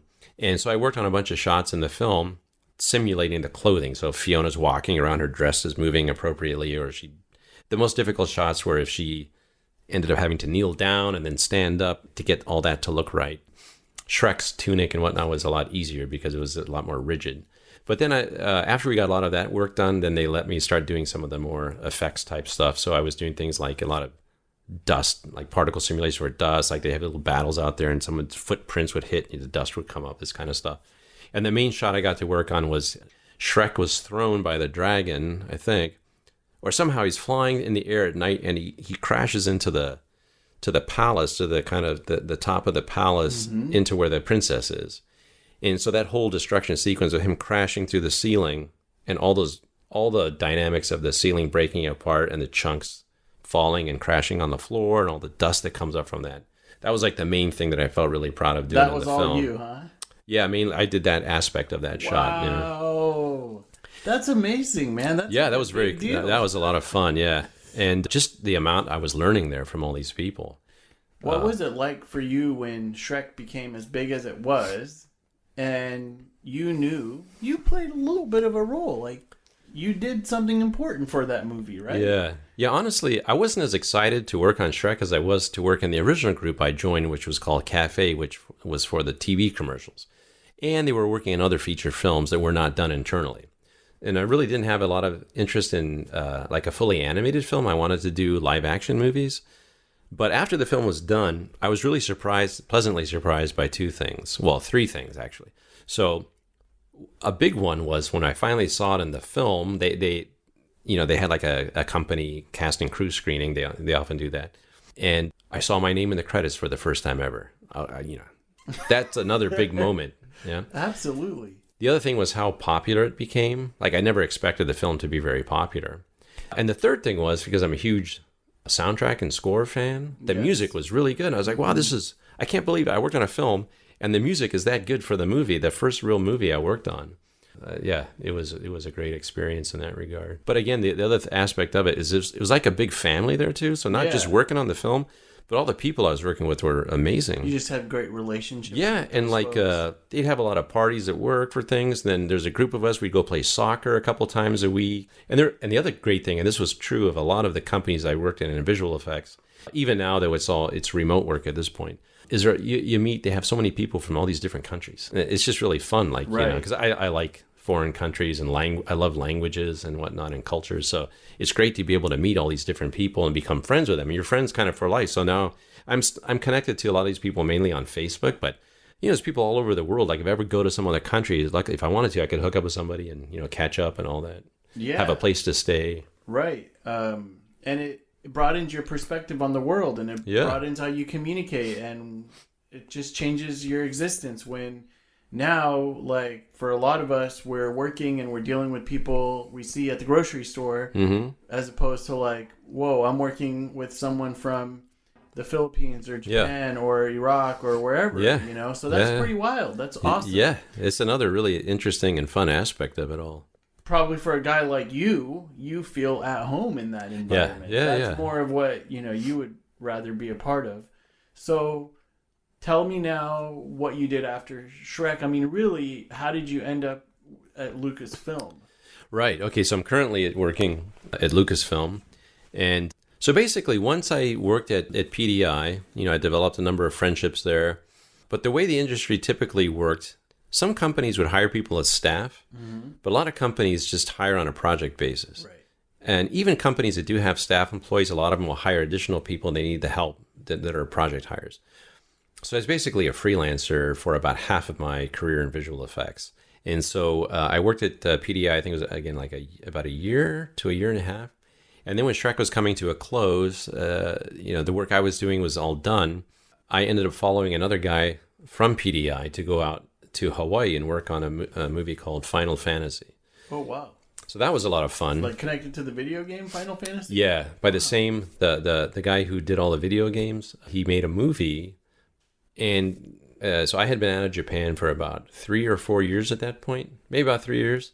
And so it was also a great opportunity to practice some Japanese again, because it was the office was in Honolulu. I lived in Oahu, and I lived in Waikiki, but the company is about half Japanese and then half non-Japanese. And again, for me, it was really somehow gratifying. They do dailies, so that you kind of present what you've been working on, you show, then you get you get responses from the visual effects supervisor and other people. And so they would do the dailies. They'd come around to the desks. And so they always have a small entourage at Square in Hawaii where the director was Japanese, and his English wasn't very good at the time, I don't think. But they'd have translators come, and then the other people. So they'd always have these people, like the director would say something, and then the translators do the back and forth. But for me, I spoke enough Japanese that I would just communicate directly with the director. So it's kind of fun for me to, now I'm talking to the director directly about the shot in Japanese, and now the translator is just behind the scenes translating for other people. I see. Wow, that's so cool, because your background, your time in Japan. Yeah, exactly. So for me, a lot of people say, oh, you don't want to go and work at that company. It's really bad. It's Japanese there. You don't understand the culture. And, I do. A lot of people left there because of it. But for me, it's like, oh, no. I want to go there. It's like the perfect environment for me. Yeah, you knew exactly what was going on. So you went from... I went from PDI, from Shrek, out to Hawaii for a year to work on Final Fantasy. And then I took some time off after that. But I wanted to go back to Japan because they were going to do the world premiere of the film in Japan. So I went back there for that. And then I wanted to go and study Italian in Italy. I thought I'd do like a study abroad program. And so I made all the arrangements while I was still in Hawaii to do that. But before I left, the company actually started working on, there was something called the Animatrix. And it was a series of short films, like short animated films about the Matrix. Yeah. And we worked on one of them, which was the only 3D one, I think. So I did a little bit of preliminary development work for that. And then I left. And I went to Japan to see the premiere. And while I was there, 9/11 happened. Which, unbelievable. And I won't get into all the details of what was going on there at the time. But I just remember like the media there was much less censored than it was when I got back here. And the Japanese, very literary. They have so many publications. So there's so many news magazines there. And they all had these like graphic pictures, from the atrocity there. And then when I got back here, most of it had been cleansed. You hear about they describe things, but you don't see it graphically in big images on the cover of magazines and newspapers and stuff. But anyway, so my trip to Italy got postponed.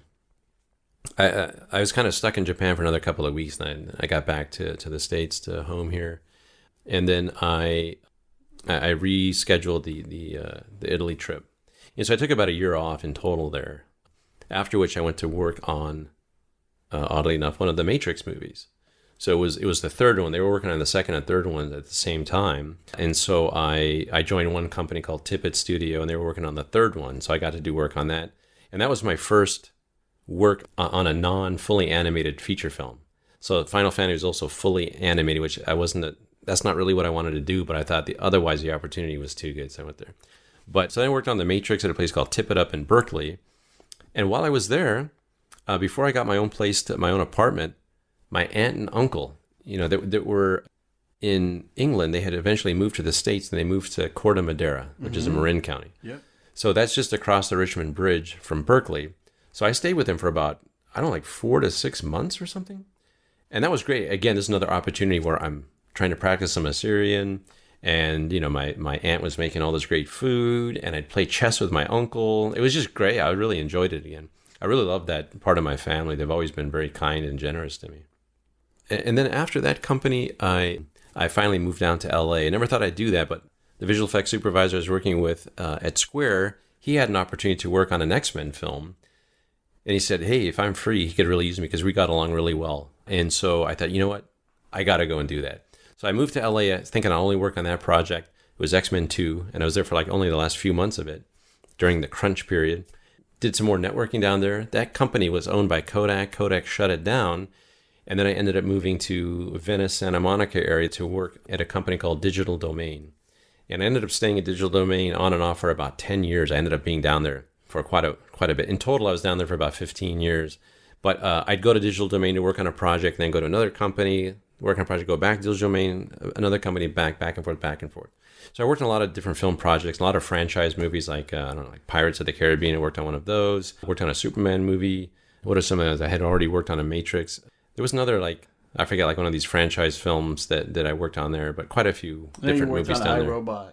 Yeah, I worked on iRobot. That was only a one-off film. But yeah, I worked on that there as well. There was a Peter Pan movie. Oh, one of the other ones was Transformers. That was another franchise thing that we worked on, one of those films. So I am wondering, as you throw out these household names of pretty major movies and all that kind of thing, were you aware of the opportunities you had? And I didn't really think about it so much. I knew while I was still in freelance mode, I knew I wasn't really tied, or I wasn't really that interested in working at a particular company. It was always the project. So wherever I had to go to work on the project, that's why I would go back and forth to these different companies. But in the back of my mind, I was always kind of disappointed that the two franchises that I was really interested in as a kid, that got me into it all, was Star Wars and Star Trek. I just never had a chance to work on those movies, mainly because I wasn't working at Industrial Light and Magic up in Marin at the time, and then San Francisco. But also, some of that works mainly for Star Trek started getting farmed out, to other companies. But still, they even worked on one of the films at Digital Domain while I was there. I just wasn't assigned to that project. But then I actually did some detours from visual effects proper. I did some, we can get into more detail if you want to later on, but I did some augmented reality development. And I took a couple of trips with another somebody who was actually from RLS, the same high school, and he got heavily involved in kind of the academic and development side of computer graphics. And I reconnected with him years later. I went with him on a couple of trips, one to Egypt and one to Mexico, to the Yucatan. He's heavily involved in cultural preservation, cultural historic preservation. So what he does is he has a company, and he goes and joins these other archaeological teams, and he sets up and does like a 3D capture of the ancient structures, which is really interesting. I've heard of that, yes, and they can kind of preserve. Yeah, they recreate it in 3D, complete with textures and everything. So you can kind of like, preserve the environment and the site in 3D for posterity and also for academic research and whatnot. So I was really interested to go with him to Egypt. And I worked at a place at a temple called the Ram Museum, which is in Luxor. They were near the Valley of the Kings in that area. And so I did that for a month. I was out there talking about heat and whatnot. But anyway, so I helped, and we worked with the French team. And again, this is kind of side details, but the way it works is Egypt, apparently they don't have enough money to preserve their own, historical monuments. So they divvy it out to foreign governments. The one that this friend of mine ended up connecting with, I don't know the details behind that, but was the French mission, and they were tasked with preservation of the Ram Museum, which was dedicated to Ramses II. So again, this was really amazing. I'm there, and we're doing this. He had set up with cameras and to take pictures of all the textures and all the hieroglyphs and everything, and then to reconstruct it in 3D. It also would have close range scanners to get all the geometry, and then to meet the head of the French team, who was like one of the leading French Egyptologists / archaeologists. And I mean, he was there every year studying this, and he could read the hieroglyphs and everything. And so right after that trip, we went back to France, and they invited me to come back for a few days. And that guy named Philippe, he said, okay, we got to go to the Louvre if you haven't been there, but you can spend days in there. So what do you want to see? So of course I want to see the Mesopotamian section. They have things about the Assyrian Empire there. And he goes, yeah. And I said, okay, can we see that? And then Egypt, because of his knowledge of Egypt. So he gave me like a very quick kind of like 3-hour whirlwind tour through the Louvre. And he would like, we'd go to see a section. And then right after that, okay, come here. And we go through like the back doors because he had access to all that. And then we'd like, almost like the catacombs of the Louvre. And then we'd reemerge in some other area.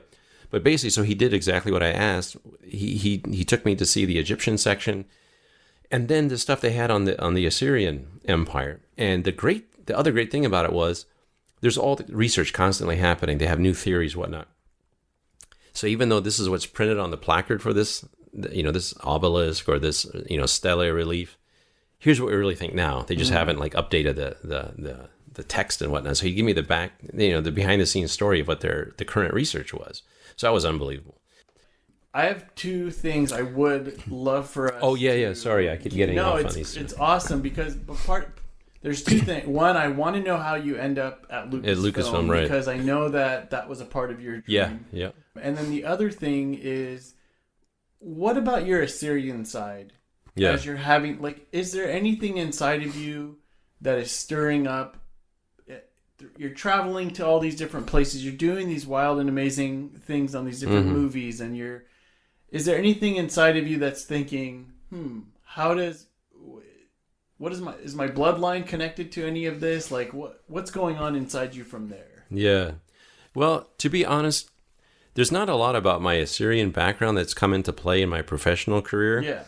But I do take, like, the other trip I told you, I went to Egypt, and being in the Middle East again, it made me think about that.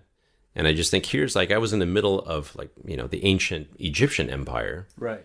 Vestiges of that. But your ancestors, But while I was thinking about that, they were kind of at certain points contemporaries. And when I was thinking, wow, I'm kind of not far removed from my own heritage here. So I think about those kind of things for sure.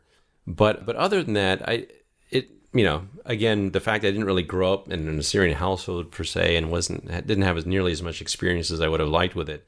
It hasn't really played into my professional career that much. It'd be nice maybe if it did more. No, I mean, I guess there's a part of me too that wonders, what about your dad? What's he thinking? Because his dream was to be an actor. Now his son's making movies. Yeah. So how's that relationship? My dad was kind of funny in that things I would have thought would have been more important and had more impact on him really didn't seem to. He was just off whatever was happening at the moment. Like, so I'll get into the story about Lucasfilm and something in particular that I was able to do right before that as well. The way I got to Lucasfilm was the last gig that actually I had in Los Angeles. I mentioned that I had never had the opportunity to work on the two franchises that I grew up loving, which was Star Wars and Star Trek. I got close to it a couple of times, but not, no cigar kind of thing.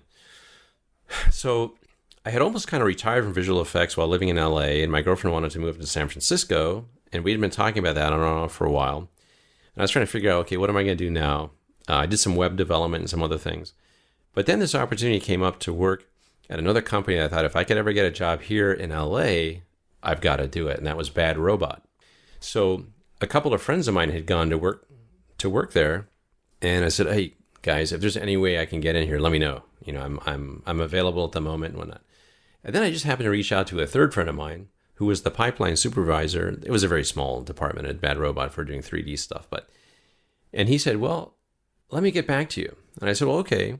Like the next day or two, he got back and said, well, you know what? I'm actually leaving. You could come and fill right in for me.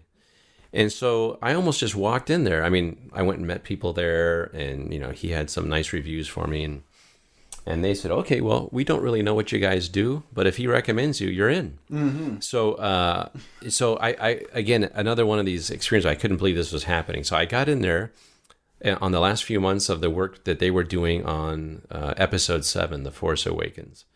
So I got to work on that, doing the pipeline, not the animation stuff now, but the pipeline work, which is the tool development and support of the existing artists. So they had a small group there called Kelvin Optical, which was the small 2D and 3D group, because that company was actually the production company for the film. It wasn't just the post-production that I was normally used to working in. So that place was like heaven on earth for geeks and nerds. I mean, it was J.J. Abrams' company. And he was a huge fan of these films himself, and he had paraphernalia all over the office. It's unbelievable. It was a great experience working there. So I worked on Star Wars, and then we worked on a smaller production movie called 10 Cloverfield Lane. And then, right after that, worked on Star Trek Beyond. Wow. So I worked basically back-to-back on a Star Wars project and then a Star Trek project. Got credited in both films. So I remember when I went to see the premiere of Force Awakens, it was at the El Capitan Theater in Hollywood, right across the street from Mann's Chinese Theater. They had like the main cast screening the day before. And some of us weren't able to go to that, but then we had like a crew screening across the street. So that was still pretty cool. And I was just so nervous at the end, was my name going to be in it or not? Because you're never guaranteed about these things. And as there finally our company's section of the credit list came up right after somebody named Dennis Murin, who was a hero of mine from ILM, working on all the Star Wars stuff. They had the whole ILM group of names go by first. Our crew comes up, and not only that, but like the timing of the music was perfect. Oh wow. And then it's like all the single credit lines. I'm like, oh god, is it gonna be there? Is it gonna be there? And then they have like the block of like 3 or 5 columns of names come up, and right in the center it says digital artists. And right below the name digital artist, right in the top center was my name. Wow. And I was like, I've done it. You've done it. I've done it. That was one of the best nights of my life. And then we all went out for drinks and stuff after that. But I was so happy. But one other note, I got to tell this.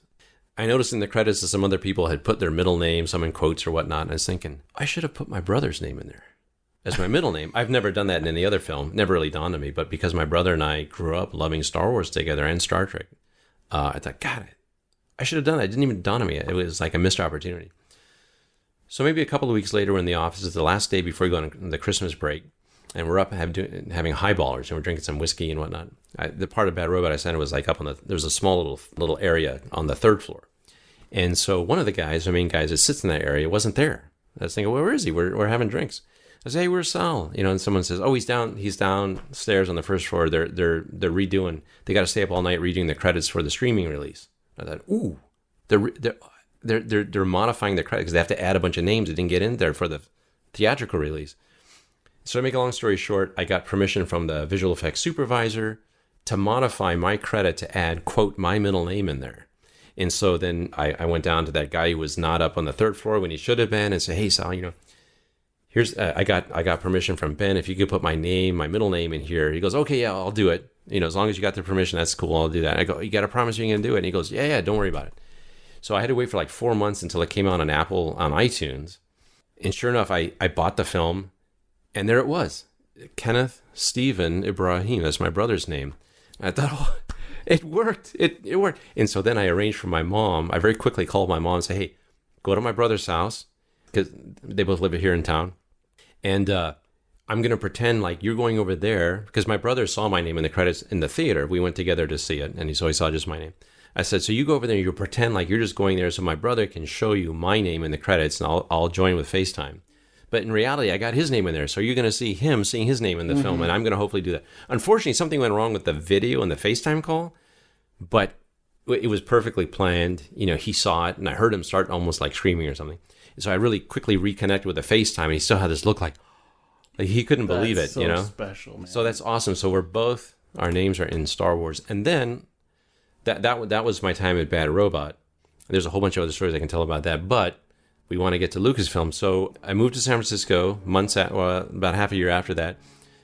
I did some work at a company. I wanted to get a job in Silicon Valley. It's some tech startup. Somehow I was able to make that happen. I worked at a company that was dealing with data science and a platform for data scientists to use. I did that for about a year and a half, I think. Or maybe, no, just about under a year, actually. And then I joined another smaller group working on a VR game, something else I really wanted to try doing. Unfortunately, that didn't go anywhere, but you're asking about Assyrian. Where have I ever used my Assyrian background? For that VR game, it's kind of like a wizard, and you can fire these spells and destroy things and make things happen. And so I was doing all the effects work for it. So like the effect of the spells, and then I don't know what you call like a magic circle, like when it was to do stuff, like you put your hand out and this thing comes up spinning around the hand and the energy comes out of it. In that circle, I had put the names of myself and my family members in Assyrian, because it kind of looks like runes to other people. They wouldn't know it's the Syriac script or whatnot. So I kind of hid that in there. But an Assyrian, if that game, unfortunately, I don't think that game ever came out. But if it had come out, an Assyrian person would recognize, oh, that's actually Assyrian language script in there. If they like were able to stop it somehow, it didn't spin too fast, they could probably spell it out and say, oh, that sounds like names. But then after that, a friend of mine that had gone to the same high school, I didn't know him in high school. He's like 10 years behind, after me. I met him on a couple of film projects in the industry. He was saying that, actually, I went back to RLS, to the high school, for a career day for kids, for the students there, and it was focused on film. And so I gave a presentation about my career in visual effects, and he gave a presentation about his work at Lucasfilm. He was working at Lucasfilm on the Clone Wars animated show, and a couple of other ones, Rebels and something else. So anyway, after we each gave our presentations, we kind of reconnected there, and I said, hey, you know what? If you guys ever have any opportunities at Lucasfilm, let me know. And so maybe 6 months later, he contacted me and said, hey, you know what? There might be a position we need to fill really quickly, and I know it's in your line of work. So are you available? I said, yeah. And unfortunately, that didn't work out. The position didn't open up. And then like a couple of tries later, the position finally opened up. Somebody was transferring internally. They finally made that transfer, and it opened up. I interviewed, and then I got the job. That's awesome. So that's how I got to Lucasfilm. Actually, it was through a high school connection. And I remember when I was in high school myself, back in the 80s, they had this career day, and somebody from Lucasfilm had come to talk, and I made sure to go to that presentation. And here I was years later at one giving a presentation myself, and then reconnected with that guy who then eventually got me into Lucasfilm. So that's how I got there. And what I do is I actually work not at ILM, but I work at a department called Lucasfilm Animation. And I mentioned they had worked on the Clone Wars, they had worked on Rebels, and another one called Resistance. And I joined while they're working on a show called The Bad Batch. So I work on The Bad Batch. We were also working on another kind of clandestine show at the time that now it's been revealed. It's called Tales of the Jedi. So I worked on both of those. And now there's a second season of The Bad Batch that I was working on that's coming out. They've announced it at this Disney D3 convention. It's going to be released next January. Man, that is so cool, Ken. So the other thing I did was, from the get-go on this one, when I finally got my name in the credits, and I'm in the credits for any number of episodes that I've been working on, again, I did the same thing with my brother's name as my middle name. And that reminded me of your uncle, Sargon, bailing out Nineveh. Yeah. And there seems to be a pattern of the big brother coming through and doing something miraculous. I didn't for think the about younger that, brother, but you yeah. know? But yeah, it's interesting. That's a big deal, man. You know what? I have a big brother. I'll have to talk to him and say, hey, man, did I get into What's your going on credits? here? What do you think? Did you feel a sense of fulfillment in your work on there where you were like, wow, my childhood dreams have been finalized? Yes. Yes, indeed. The only component of it that is kind of missing, I didn't work at ILM itself, but I mean, given the opportunity like that, I worked at Bad Robot on Star Wars, directed by J.J. Abrams, who is himself a Star Wars fan. Right. Where you're actually on the inside. So even if I worked at ILM, I would have been doing the effects work, but I wouldn't have seen all the rest of it. I see. Whereas on almost a daily basis, all these people are coming through the company that were involved. Like I saw Harrison Ford there. Another friend of mine saw him actually dressed as Han Solo, which I didn't have that opportunity, but it's still cool to see him there. But one of my biggest moments at Bad Robot was, I thought to myself, because I'm a huge, I told you, soundtrack fan, my biggest influence there is John Williams. I love John Williams music. I grew up listening to that music, etched in my mind, these soundtracks. Obviously he was scoring the film. I thought, if he ever comes into the office, I'm just going to, I don't know, break the rules a little bit and just go and thank him for the lifetime of music, Which is a bold move for you to make. So somehow, again, magically, one day I'm on the first floor, I'm in the small kitchen waiting for my coffee. Who comes around the corner and walks down the little ramp there? No. John Williams, all by himself, no entourage or anything. And he comes to stand at the bottom of the ramp, waiting for JJ to come, who sits on the second floor, his office up there. So JJ's assistant comes down and says, JJ will be here soon or whatever. I'm like, come on, coffee. And I said, am I going to do this? So I had literally fantasized this moment. I got myself to do it. I have the coffee in one hand, but I walk up to the maestro, John Williams, who I'd seen almost every year I lived in LA. I'd go to his Hollywood Bowl concert. Mm-hmm. And you'd see him on stage on these big screens of the Hollywood Bowl, And I think he was always such a proper gentleman up there, and when he would address the audience, and I'd seen a few interviews with him on, on YouTube or whatever. So I go up there, I just extend my hand. He as a natural reaction, he steps forward, extends his hand. Now he shake his hand. I'm just like in disbelief. Yeah. And I said something like, Maestro Williams, I just wanted to take this opportunity to thank you for literally, for me, a lifetime of wonderful, wonderful music. Thank you so much. And he goes, oh, you're welcome, whatever.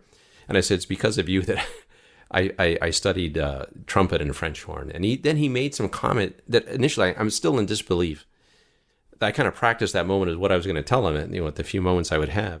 And he said something, and it didn't dawn on me initially what he's saying, but then I kind of caught back on, and he's basically apologizing for what it's done to my lips, playing the brass instruments. Oh, okay. Something about my chops or whatever. Yeah.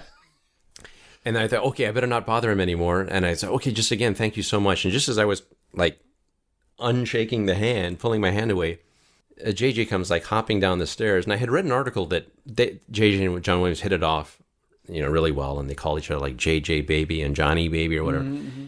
And so just as I'm pulling my hand away, I turn around, JJ's bouncing down the staircase. And he kind of gives me a quick look who's this talking to John Williams? Yeah. And then John Williams says, JJ baby. And then I turn around and see them hugging each other. I walk up the staircase to the second floor. His assistant is now up at the second floor. And I said, Amir, I hope I don't get fired, but I think that was worth it. And he goes, oh, no, you won't get fired. Man, that is so awesome. John Williams has done pretty much every major movie. Yep. And the other part of that is it is really, really hard to talk to your heroes. Yeah. People don't understand. No. They think, it's going to be, you're going to get to meet this person and it's going to be you're going to feel, it is, you obviously in your situation, you're in your head. Yeah. You're completely in your head. And the guy is giving you a witty, legitimate connecting point. Yeah. And here we are, however many years later. Yeah. And if the dude walked into the room right now, we'd probably both be okay, what do we do right now? Yeah. Isn't that It's literally a living legend. He really is. Yeah. So that was another one of those moments in life I'll never forget. Well, hey, man, you are our living legend. So, not quite, but again, I appreciate the sentiment. Yeah. Ken, it's honestly just listening to your story, your background, your intelligence. It's awesome. And I will share, yes, you didn't grow up close to the Assyrian community. Yes, Yeah. you may have not learned how to speak Assyrian. But everything you've shared with me, it shares like ingenuity, resilience, adventure.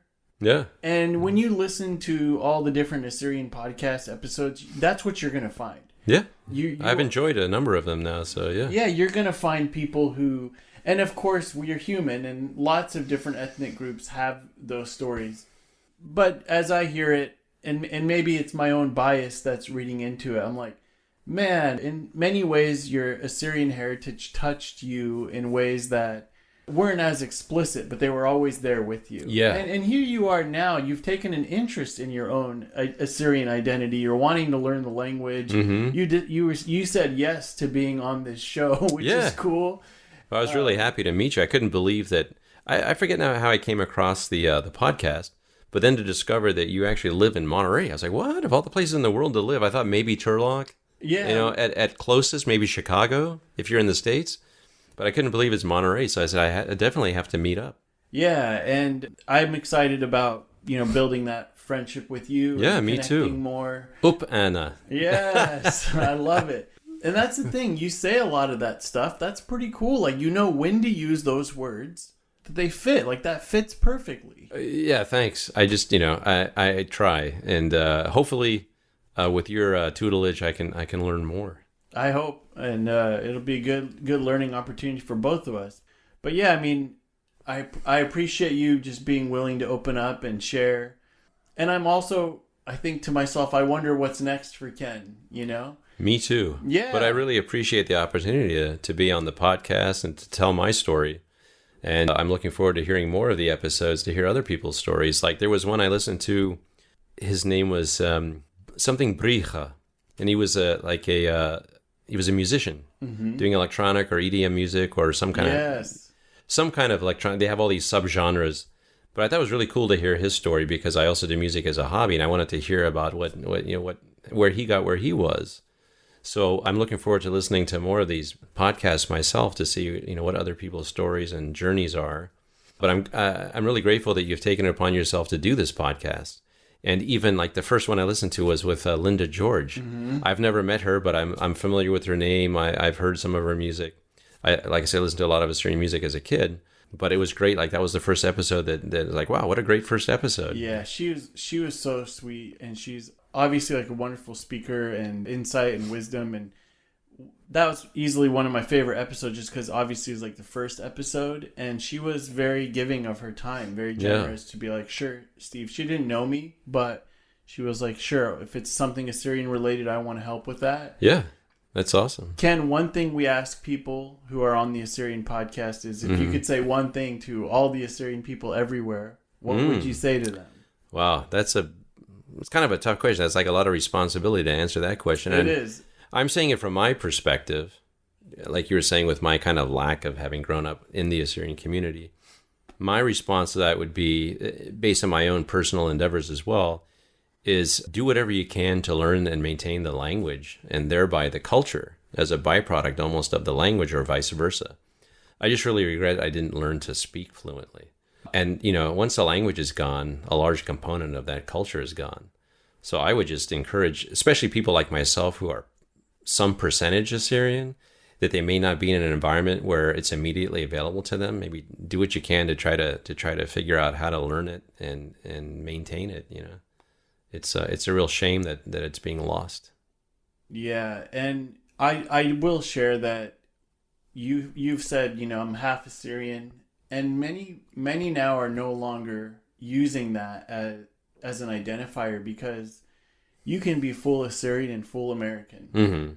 And so I hope you see that about yourself. Like, even in our time together, you picked up a lot of the Assyrian culture in you, and your warmth and your intelligence and your creativity. So, well, you're very kind words of you. Thank you. The other thing I would say is that I did this myself, and actually I went back to review it before this interview about my father. And the Assyrian side of my family was my mother's idea to encourage me to do this. Maybe 5 or 6 years ago, I sat down with my dad and interviewed him almost like we're doing here, but all about his life and his early life and his journey to the States and all of that. Must be so fascinating. Oh, yeah, and I edited it, and it's almost 3 hours. So in the last couple of days, I just went back. I have it on video on YouTube as a private video. Shared it with all my family and whatnot, but just to keep the record, you know. And I went back like on 2 times speed and kind of tried to get back through as much of it as I can. Oh yeah, I forgot this detail and that detail. Like, where he grew up, what parts of Baghdad he actually grew up in and whatnot. It's pretty interesting. I'm sure if I mentioned some of these things, a lot of other Assyrians would say, oh yeah, my parents or grandparents came from there. So I'll mention one name he mentioned. I think it was called Kuryat Maryam. Was apparently an area, I don't want to say it's not like an apartment complex, but it was like an area where a lot of Assyrians lived. And so he lived there for some amount of time growing up. So I don't know how many other people know what that actually means. I know Miriam is for Mary. I don't know what the other word, he even admitted he didn't know what the other word meant. But who knows how many other people their lineage has gone through there. Yeah. Like Ellis Island or something, you know? Right. There's small pockets all over Iran and Iraq that Assyrians lived in. And, you know, here we are 50, 60, 80 years later. Yeah. And people still refer back to those villages and those locations. You know, same as you growing up in Pacific Grove, right? Yeah. You've got the or some part of connection. Pacific Grove, you know, that kind of, to that level of detail. Right, you know? Right. Well, thank you so much for taking this time. And yeah, again, thanks so much for the opportunity. I really enjoyed this, and I'm really looking forward to getting to know you better and hanging out in Monterey. We'll make it happen. So I'll end by saying, Basim Araba, u push pshena, chazin nuch midre.